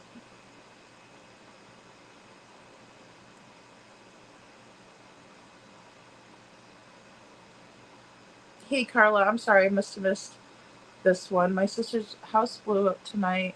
She is okay. Lost both cars, a house, camper, jet ski. Oh my goodness, Carla. Oh my. Oh, I hope she's okay. Oh my goodness. Oh Lord. That is terrible news. I'm so sorry to hear that. Do they know why? Do they know what happened?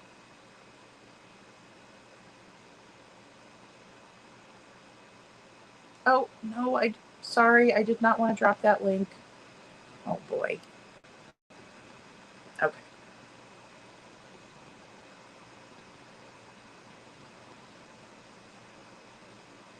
Sasha says, so he left the truck door open so the dog could get out. So I don't believe he stayed in the area. His own dog would find him or say follow him eventually. Yeah, I would think so too, right? Exactly, Sasha. So he just he just opened the door and let the dog and the dog was probably hanging out thinking he was going to come back, is my guess. Carla says, think bad electrical cord in attached garage. It had a jet ski full of gas. Oh, 5 gallons of gas can full. Propane bottles.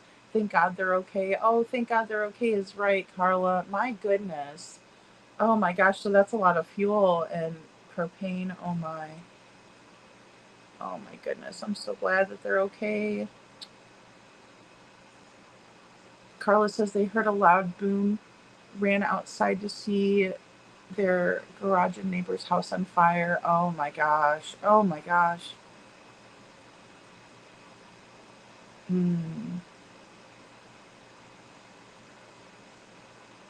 Yeah, Sasha. So once again, local law enforcement is searching the area and wasting time searching, but no investigation as usual. Oh my Lord. I mean, I can't argue with that. I can't argue there, Sasha. Meg. Oh my gosh. I just can't believe that.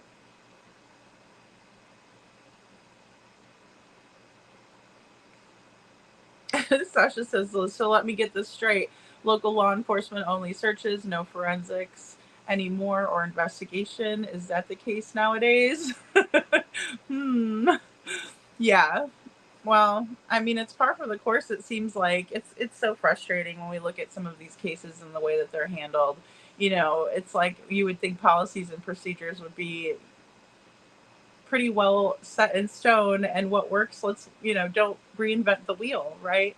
And the technology that we have, you would think. All right, guys, let's watch this next clip. Fox 13 Seattle interviews one of Travis Decker's former platoon mates. Let's watch. That there's more clarity now as to who he is, his personality these last few years, and some of his recent behavior following this tragedy. Now, the individual who I've been speaking with does want to remain anonymous, but they did share these images of Decker back from 2017 after they were finishing a march in Europe. The two were in the same squad, in the same platoon, in the same company, while they were stationed together in the 503rd Airborne Brigade combat team with the 173rd Airborne in Italy.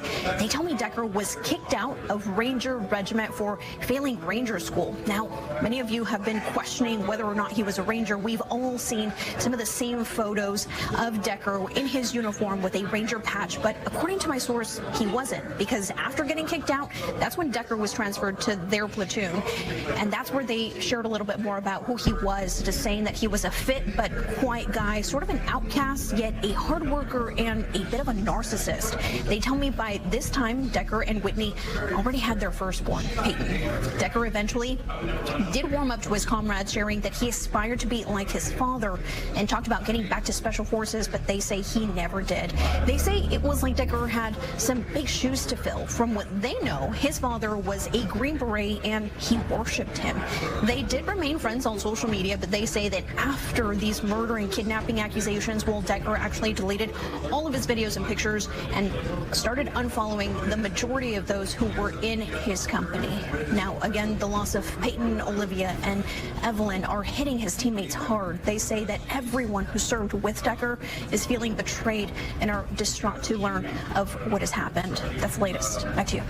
The governor of Washington now activating the National Guard in the manhunt for Travis Decker, the suspect in the murders of his 3 daughters. Governor Bob Ferguson issuing this statement here on social media saying, quote, "I am tapping emergency funds and ordering Washington National Guard resources to support the search for Travis Decker, who is suspected of killing his 3 daughters. At the request of the Chelan County Sheriff's Office, we will be providing helicopter transportation for law enforcement as they search in remote areas." She's doing better than I think anyone could ever expect. She's an incredibly strong woman, a strong mother, and her love for her children just really, I think the whole world can see it now. She is surrounded by friends and family. Her family has been incredibly supportive. Our community has been incredibly supportive. And Travis's family as well has been very supportive of her. I think at this time, she's just trying to grieve to the extent that she can. She's also assisting law enforcement with finding Travis or trying to find him. And she is already turning this into whatever positivity can come out of it with changes to our Amber Alert laws, as well as boosting resources for mental health for veterans. She's very passionate about both of those things. And I think she's just holding up really well. One of the things that she has said is when something like this happens, it's almost like an out-of-body experience. You are standing still and the world is still spinning around you. And I think that is very insightful as to the grieving process. There's systematic changes that need to be made in Washington State regarding the Amber Alert. The parameters of the laws and of the system didn't allow law enforcement to issue the Amber Alert because there was no obvious danger or something along those lines.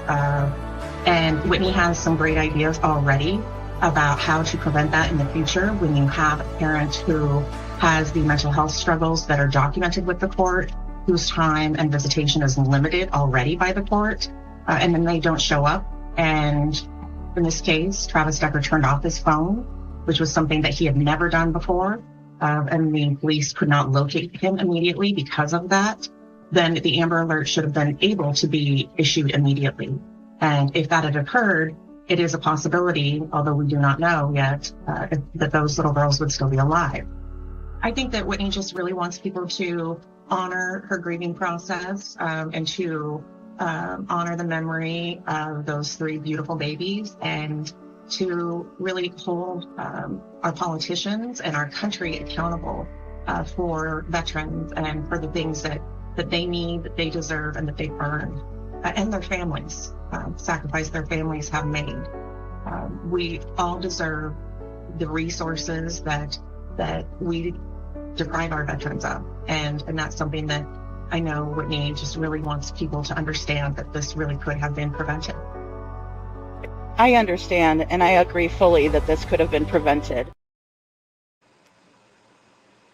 Okay, guys, so I agree fully that this could have been prevented, that the vets are deprived of resources. This is not the first time we have heard that, and it's very sad, and we need to do something about it so things like this don't continue to happen. Hey, Hope Flo, it's good to see you, sweetheart. Holly, his brother is military too. Thanks, Holly S. I peeped his brother's Facebook. Looks just like him. He posted the pics of his truck. Oh, wow. So, and his family's been cooperative according to what we're hearing here, right? The part where they say that there was no obvious danger, I have to beg to differ. Look, his visitations had been cut down. He had been homeless, it sounds like, for over a year. So his mental health was definitely deteriorating, according to his ex-wife, Whitney. Travis Decker's platoon mate, who shared pictures of them from 2017 in their tour of Europe. He was on the combat team back then, right? He was kicked out because he failed Ranger School, but then he was transferred over after he was kicked out. He's described as being an outcast, a hard worker, and a narcissist. So at that time, in 2017, Peyton was the only child that they had together. Another thing that really stood out to me in the narcissism field would be wanted to be like his father, who he worshipped, who was a Green Beret. So he had these huge shoes to fill of his father's, who he never quite was able to fill. And for a narcissist, that can be absolutely devastating to their fragile egos.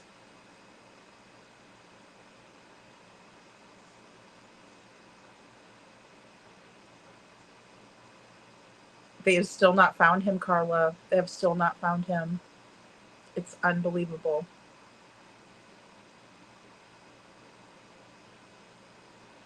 So sad. I don't understand how a father could do that. Same here. I mean, it's absolutely awful. It's unthinkable. It's heartbreaking. It is, Lori. It is just heartbreaking. No, his brother's not missing too, Cinderella. Just he is. But his brother was helping to spread awareness of what his truck looked like. You know, but they did find the truck on Monday at the scene of the crime. So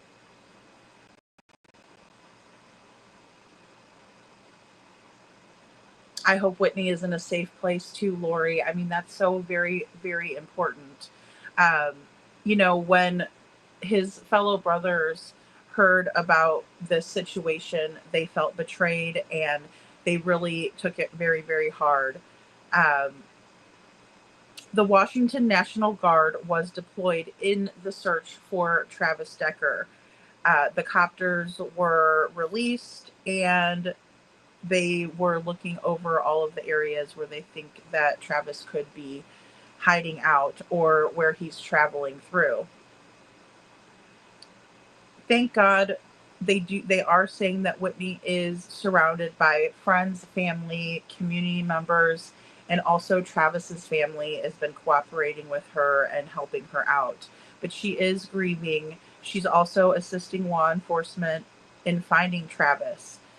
She is working on Amber Alert laws. She's also looking at boosting resources for vets. A systematic change has to be made, and that's what they were talking about, because with them saying that there was no obvious dangers, I think that there were very obvious dangers that we could absolutely have prevented this had they been in place. Carla says there has been too many crazy fathers lately doing this. I agree.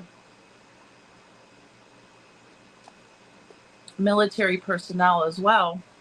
We see that in the Sebastian Rogers case. I know. It is a lot. It is a lot, Hope Floats. I'm so glad that you're here. Thank you for being here.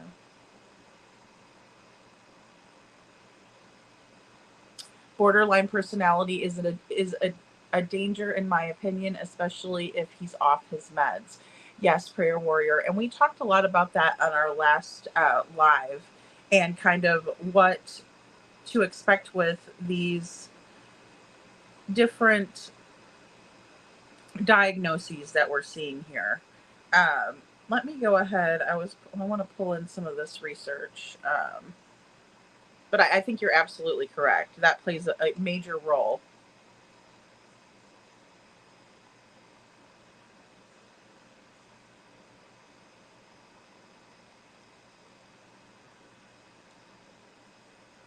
Okay, guys, sorry about that. I wanted to go ahead and connect my internet here. That kicked me off.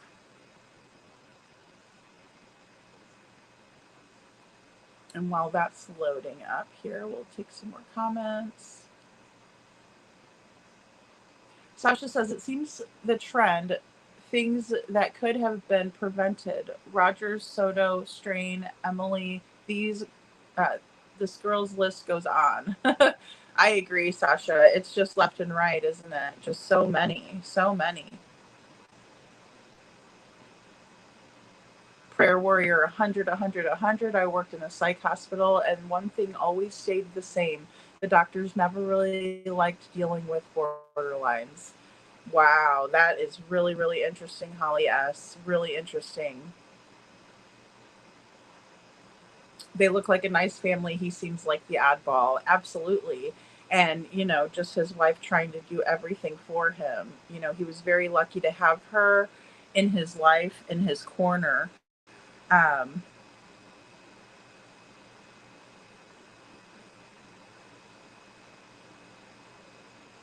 Oopsie daisy.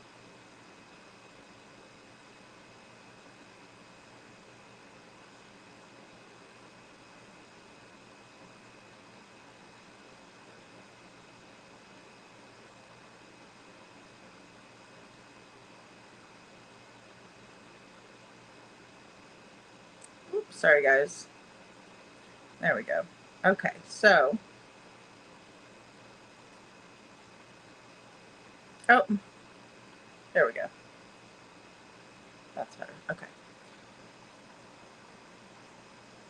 Holly S says, yes, if I've been going on the family's Facebook reading comments, and they're devastated and upset. Oh, I bet they are, Holly S. That is so sad. My goodness.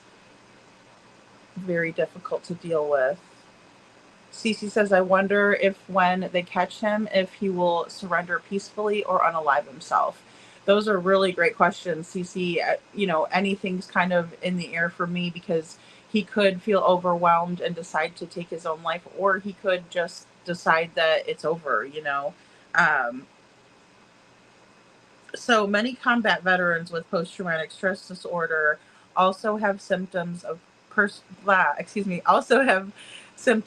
borderline personality disorder, BPD. Some studies have found that the pre-war BPD features can precedent PTSD symptoms after war, and that and the combat exposure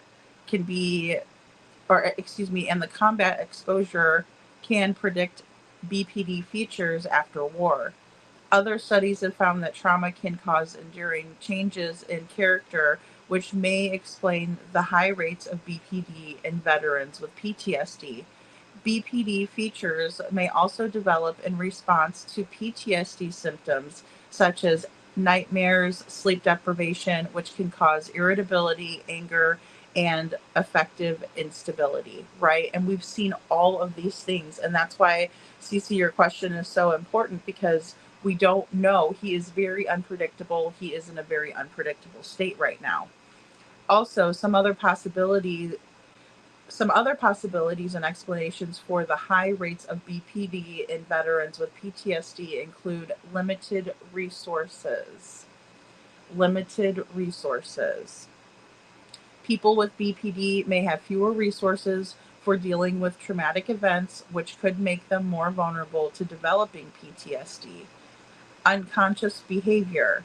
Veterans with BPD may try to recreate the excitement and meaning they felt in war through risk-taking and confrontation, right? So they're seeking out these risky behaviors.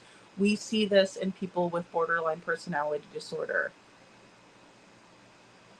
Sad part is services to get the help. Absolutely. It's so sad that he wasn't able to get what he needed. It seems to me like he had issues even before the military, or the military may have made them worse. I agree, Holly S. I agree. And especially when we are listening here with this, what they're kind of explaining when it comes to this comorbidity with PTSD and borderline personality disorder. So there's a lot of things that we could take away from that article. And also it puts it into perspective that they could kind of happen one after the other. So he could have already had the borderline personality disorder, and then when he goes into combat, he gets the PTSD that exacerbates all of the symptoms and traits. I hope they catch him off guard while he's sleeping. In my opinion, he's alive. I hope so too. That way, at least Whitney can get some kind of closure at trial, some justice for her daughters. Absolutely. Meg says, I don't know, difference of opinion here. She's a much better woman than I am. I wouldn't be giving any excuse as to why he unalived my 3 beautiful daughters, and then he's out there thinking he's Rambo. Absolutely, Meg. 100%. I couldn't be that gracious either. I couldn't. I wouldn't be. I'd be like, let's find this motherfucker. Hey, C. Taylor. C. Taylor says it's important that BPD, as well as many other personality disorders and PTSD, are treated by therapists trained in this area. Otherwise, therapy can actually be detrimental to healing and recovery. Very well said, C. Taylor. I agree 100,000% with that, because if you're not focusing on if you're not focusing on correcting the things that need to be corrected, then it's pointless. And it could actually do more harm than good. I agree 100%. Baba Rose says, I hope Whitney is safe, because he might try to go back and take her out, then take himself out. That is a huge concern that I have as well, right? Because we know that there can be some violent tendencies.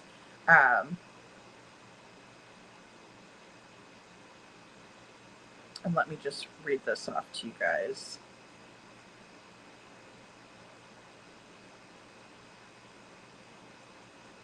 So here we are. Research has explored the relationship between post-traumatic stress disorder and borderline personality disorder in combat veterans, including potential links to violent tendencies. Comorbidity. There's a significant overlap between PTSD and BPD, with many veterans having both. Studies suggest that PTSD and BPD can be linked in complex ways, potentially affecting each other and contributing to the development of specific traits. PTSD symptoms and violence. PTSD can be associated with increased anger, aggression, and potentially violence. Hyperarousal symptoms such as irritability and angry outbursts are common in PTSD and can be expressed as aggression. BPD symptoms and violence. BPD is characterized by symptoms like emotional dysregulation, impulsivity, and anger, which can contribute to the aggressive behaviors. Combined effects: when the veterans have both PTSD and BPD, symptoms can be more severe than with either condition alone. The the combination of PTSD and alcohol misuse is, in particular, has been linked to higher risks of future violence and aggression in combat veterans. It's important to consider that most individuals with PTSD have not engaged in violence. The relationship between PTSD, BPD, and violence is complex and influenced by various factors, including substance use, other psychiatric disorders, and age, right? So there's a lot of factors that contribute, and we just don't know. It's so unpredictable because we're all different, right? In terms of my PTSD, it's not something that causes me to be violent, but if I am put in a situation where I am in fear or I feel the danger, it will send me into a fight or flight, freeze or appease. It just depends on what is happening psychologically with my PTSD at that time. So I might fight, I might run away, I might freeze, I might just let it happen because I don't know what to do, right? And so most of the time that's what we see. But when we have these other comorbidities and these toxic personality traits like we see in like we see in BPD, borderline personality disorder, it can be very concerning.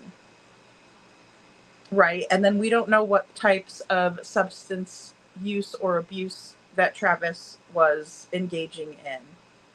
Right. Living with core PTSD symptoms can exacerbate BPD-like symptoms. Right. A history of violence before military service can also be a risk factor for future violence. Environmental and historical factors, war-related trauma, particularly exposure to atrocities, is linked to increased aggressive behaviors. Childhood trauma can also be a significant predicator of involvement in the criminal justice system. So we don't know what type of history Travis has. We just don't. You know, and that's really important when treating this, just as C. Taylor said. Sasha says, I said this seems like a war crime, bags on the head, zip ties like Hamas or something. My opinion, just looking at it, the mode of operation only. Absolutely, Sasha. When we see the way that this was carried out, I think that you're absolutely right. It is reminiscent of a war crime. So maybe in his sleep deprivation and his paranoia from some of these symptoms that he could have been experiencing, maybe he was thinking that his daughters were part of the enemy, right? And he was back in that mindset, which could have spoke to the premeditation that we're seeing, because even when we look at any of these searches, we can tell that he had been in this mindset to leave off to Canada. Hey, Meow, good to see you. Thank you for hitting that like button. Thank you, thank you.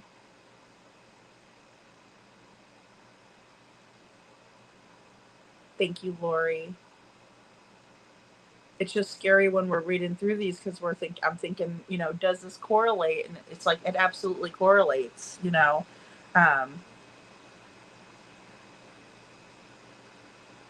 And of course, it is crucial to emphasize that not all veterans with BPTSD and PTSD are going to become violent. Mental health professionals are trained to assess these things. But in this case, this combat vet did not get the treatment he was seeking out.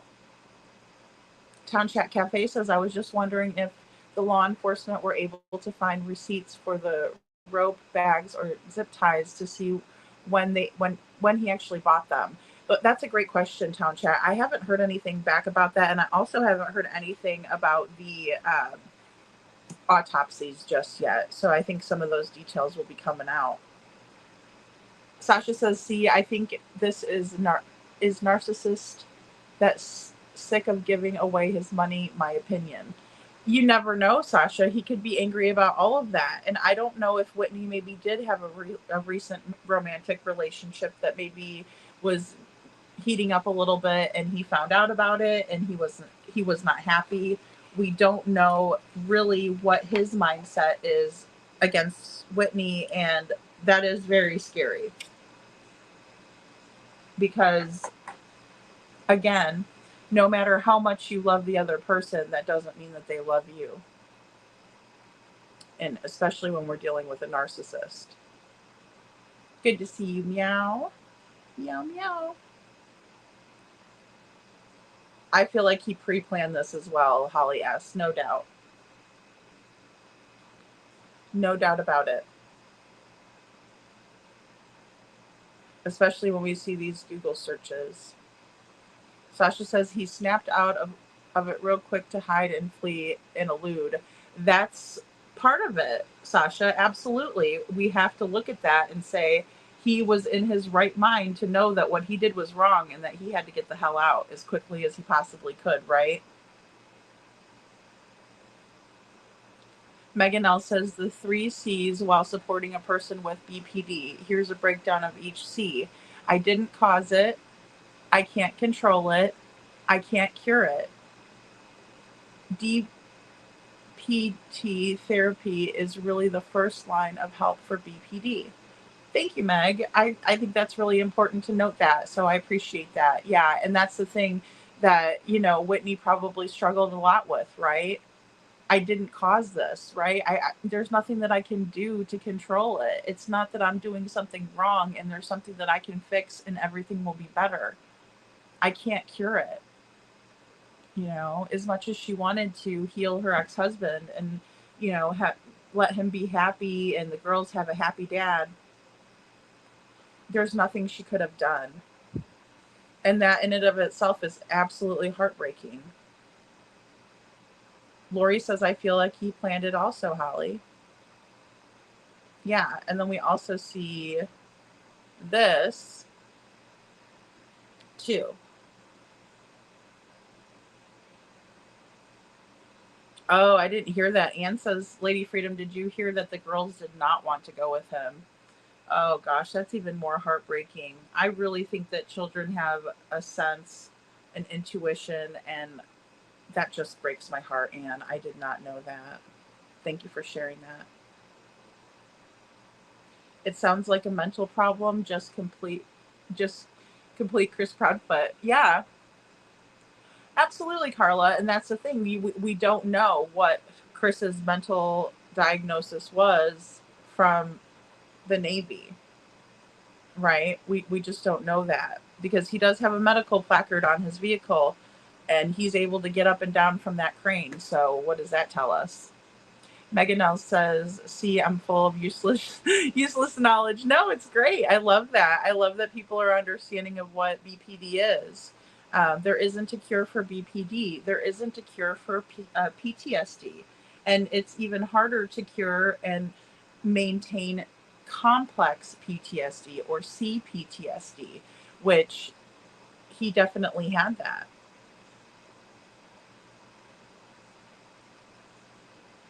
Yeah, a narcissistic psycho, for sure. Yeah, I just can't. And Meg says Sasha is for people who are involved with someone with BPD. They need to know that they can't. Yeah, absolutely. And you also have to know that you cannot feel guilty about not being able to help this person, because anybody that we love, we don't want them to suffer with any type of disorder or disease or anything like that. So of course, we're going to be willing to help them. And if there is nothing that you can do to help them, it's important to realize that and say, look, I can love you from afar and I can care about you. And that's what Whitney was doing, but it just kind of got out of hand. And again, when the family courts are aware of these types of diagnoses and these issues, and they're allowing a father to take the children into a remote area, I have to say again, system failure. System failure. Like Harmony Montgomery, system failure. You give this child to a man with a fucking teardrop tattoo and you expect her to be okay. System failure. You allow Sebastian Rogers to stay in a home where you know that he's being abused because he's telling a counselor on weekly visits that he is. Because there are mandated reporters making reports about the abuse that he is enduring, the abuse that is going on in the household against Katie, and nothing is done. The child is kept in the home, and now he's missing. The courts had to be well aware of what Mr. Decker was suffering with, especially as vocal as Miss Whitney is. But yet, here we are, 3 beautiful girls, and their life has been snuffed out by their father, who should have never been alone with them to begin with. I agree, Holly S. Tax dollars going nowhere helpful. No, it's not helpful. It's not helpful. And there needs to be better vet services. Carla says, those poor girls, I wonder if they had to watch each other at his hands. I can't think about that. It greatly affects me. I agree, Carla. And if we think about how they were found, all three zip ties, tied all 3 with bags over their heads. I would hope that he had some type of mercy in his psychotic break that allowed for him to have the compassion to at least give these babies something to drug them so they didn't have to suffer. It's absolutely unconscionable. Cher said it best, snap the hell out of it, Sasha. Absolutely. Snap the hell out of it. Cut the shit. Because this is a travesty. This is a travesty. I wonder if this guy ever abused the girls. You know, Carla, Whitney says that he didn't. She said that he used some power and control. And of course, we can kind of surmise from what we've read in terms of him being having this comorbidity between post-traumatic stress and borderline personality disorder. But I'll just read off some of what we can see with narcissists.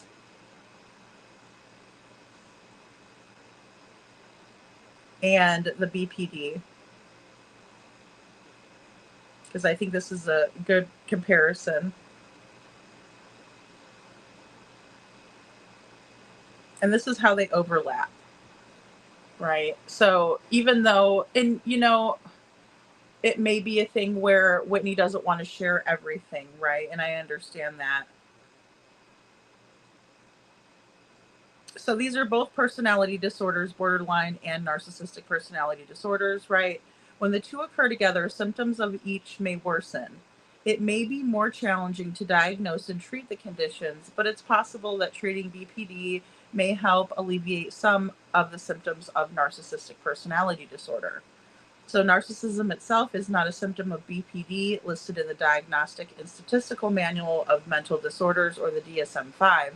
However, as many as 40% of people with BPD may also have narcissistic personality disorder. So people with BPD may also show signs of narcissism.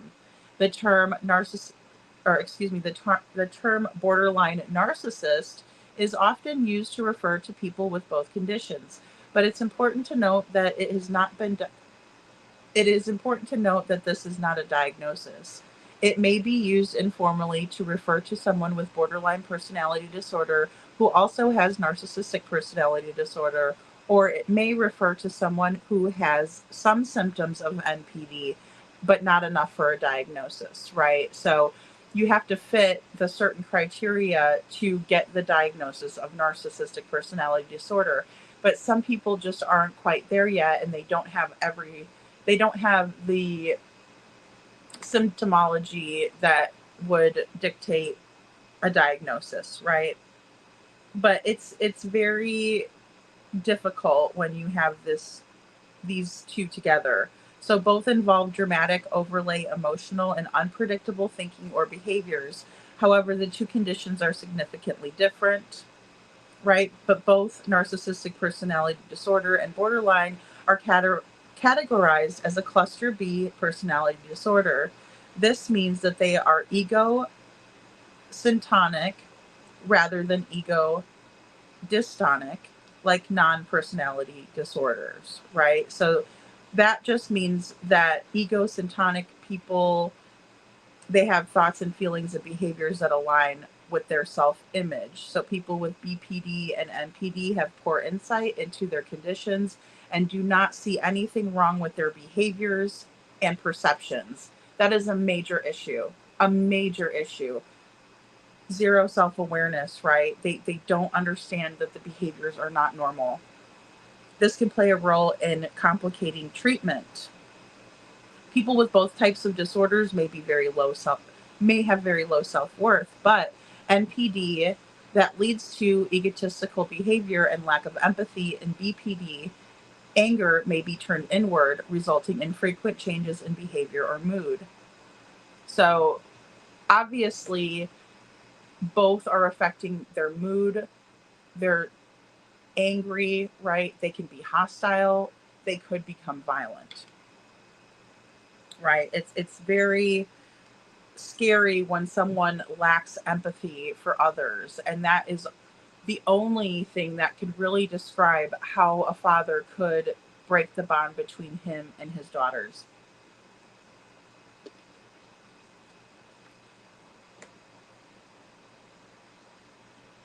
Tom Chat Cafe says if they find a receipt, they should also see if they found any OTC medicines, right? Like liquid children's Benadryl or something to knock them out before he did that to them. I agree, Tom Chat Cafe. And really, he could have had that on hand just because he did have the children at some points, right? And we know that we, as parents, keep those things on hand in case someone wakes up with a fever in the middle of the night, or, you know, maybe in the morning you're getting ready for school and you realize, you don't look good, check the forehead. Oh, you're not feeling good. Let's get you some meds and rest and chicken soup. I bet he was acting crazy, Sasha, Holly S. I bet he was. Sasha says, I don't think so, because he wouldn't need the bags then if he could just over-sedate them. In two different modes, they clash. Good point, Sasha. Good point. He wasn't showing any mercy, very detached. And I don't feel like he showed much mercy either, Sasha, especially when we hear of how they were found. Very hard to treat, Holly S., and it's so sad, especially because they don't realize it, right? But he did have some sort of an awareness. He was looking for help, but he may not have even been looking for the correct help based on what his way of thinking was, right? He may have just been thinking, hey, I'm a combat vet, I need some help with this PTSD, not really realizing that he has narcissistic personality disorder coupled with the BPD. So it can be really tricky in treating that. Keep in mind, one child could have seen the others. Oh my goodness.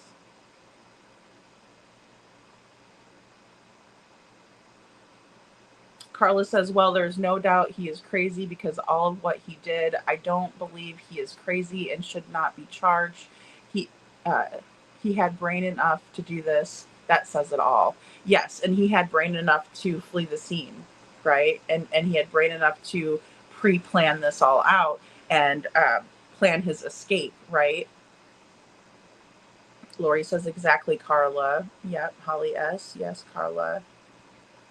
He will be found this week. Carla thinks, yeah, I sure hope so. I sure hope so. And I hope he's found alive. I hope he doesn't just take himself out. Town Chat Cafe says if they find a receipt, they could also, oh, sorry. I read that one already.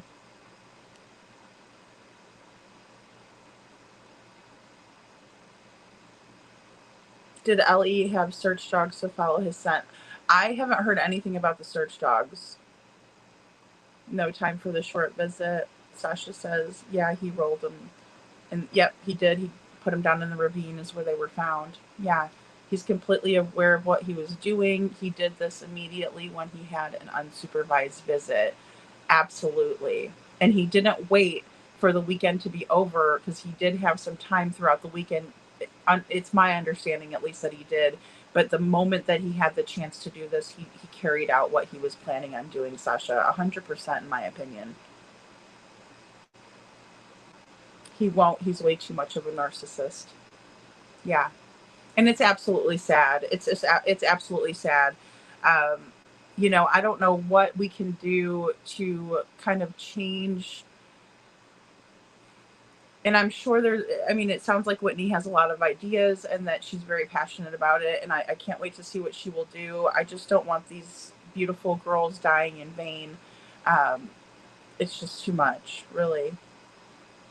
But he will push law enforcement to off him. He won't make it to trial. I'm guessing that could happen too, right? You know, only a few scenarios. He fights law enforcement. They have to take him out. He takes himself out before law enforcement finds him. Or when they do find him, he decides to take himself out. All of those scenarios are definite outcomes, in my opinion, that are possible. Town Chat Cafe says, so I wonder if he unalived them somewhere else and brought them there to dump their precious bodies.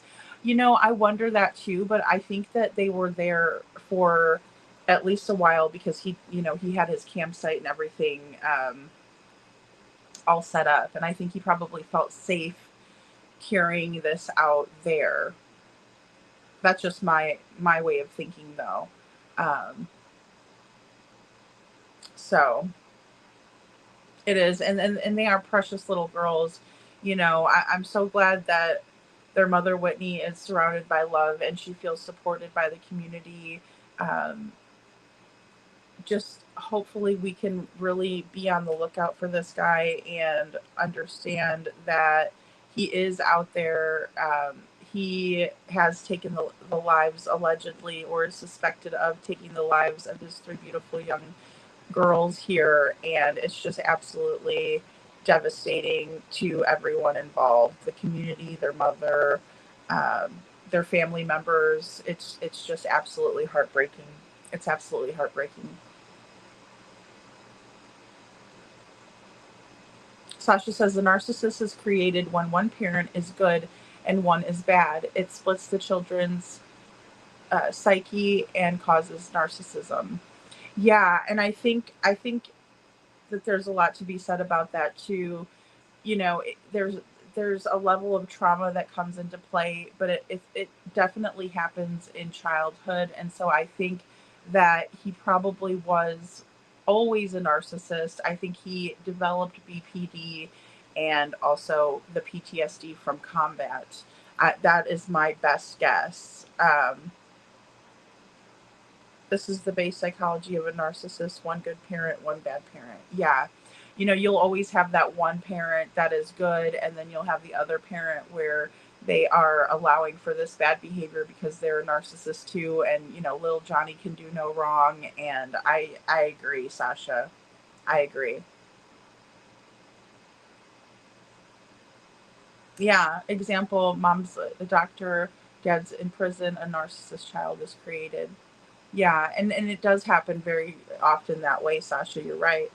Yeah, you know, and it's all trauma based. I mean, it comes from great amounts of trauma, and it also comes from great entitlement, uh, thinking that you are above everyone else, those delusions of grandeur, things like that, right? But a lot of these things run congruent, and it can really be a recipe for disaster. And so when we see this with these beautiful young girls, it is just nothing but a tragedy, in my opinion. Well, guys, that's all I have for you tonight, and I'm going to keep you updated. I did post on my community wall. I've been trying to kind of share some things over there with you. I will see you all tomorrow night for Monday Night Raw. I will be looking forward to that, and we will be going over these cases. The only thing that I can say about Lily and Jack Sullivan's case is that, their mother too is dealing with some mental health issues, according to their stepfather, Daniel. Malaya is dealing with a lot of issues herself and trying to navigate through her children being missing, but she did not show up to the vigil for her children that was held Monday, June 2nd. And, it's very sad when we don't see that kind of participation, but it's not wholly uncommon. I will say that I do think that Malaya does have more involvement and knowledge in this case than she's putting out there, and I will leave it at that. But those two beautiful children are still out there, and they're still missing, and so just kind of wanted to put that out there as well. Yes, thank you so much, Lori, for being here. I love having you, sweetheart. I love you guys so much. You guys are also great in the conversation and the chat, and I just really appreciate each and every one of you. No, they have not found the kids in Nova Scotia yet, Carla. And Carla, I'll be saying prayers for your sister. I really hope that they're able to get everything taken care of. I can't believe that happened. That is just so awful,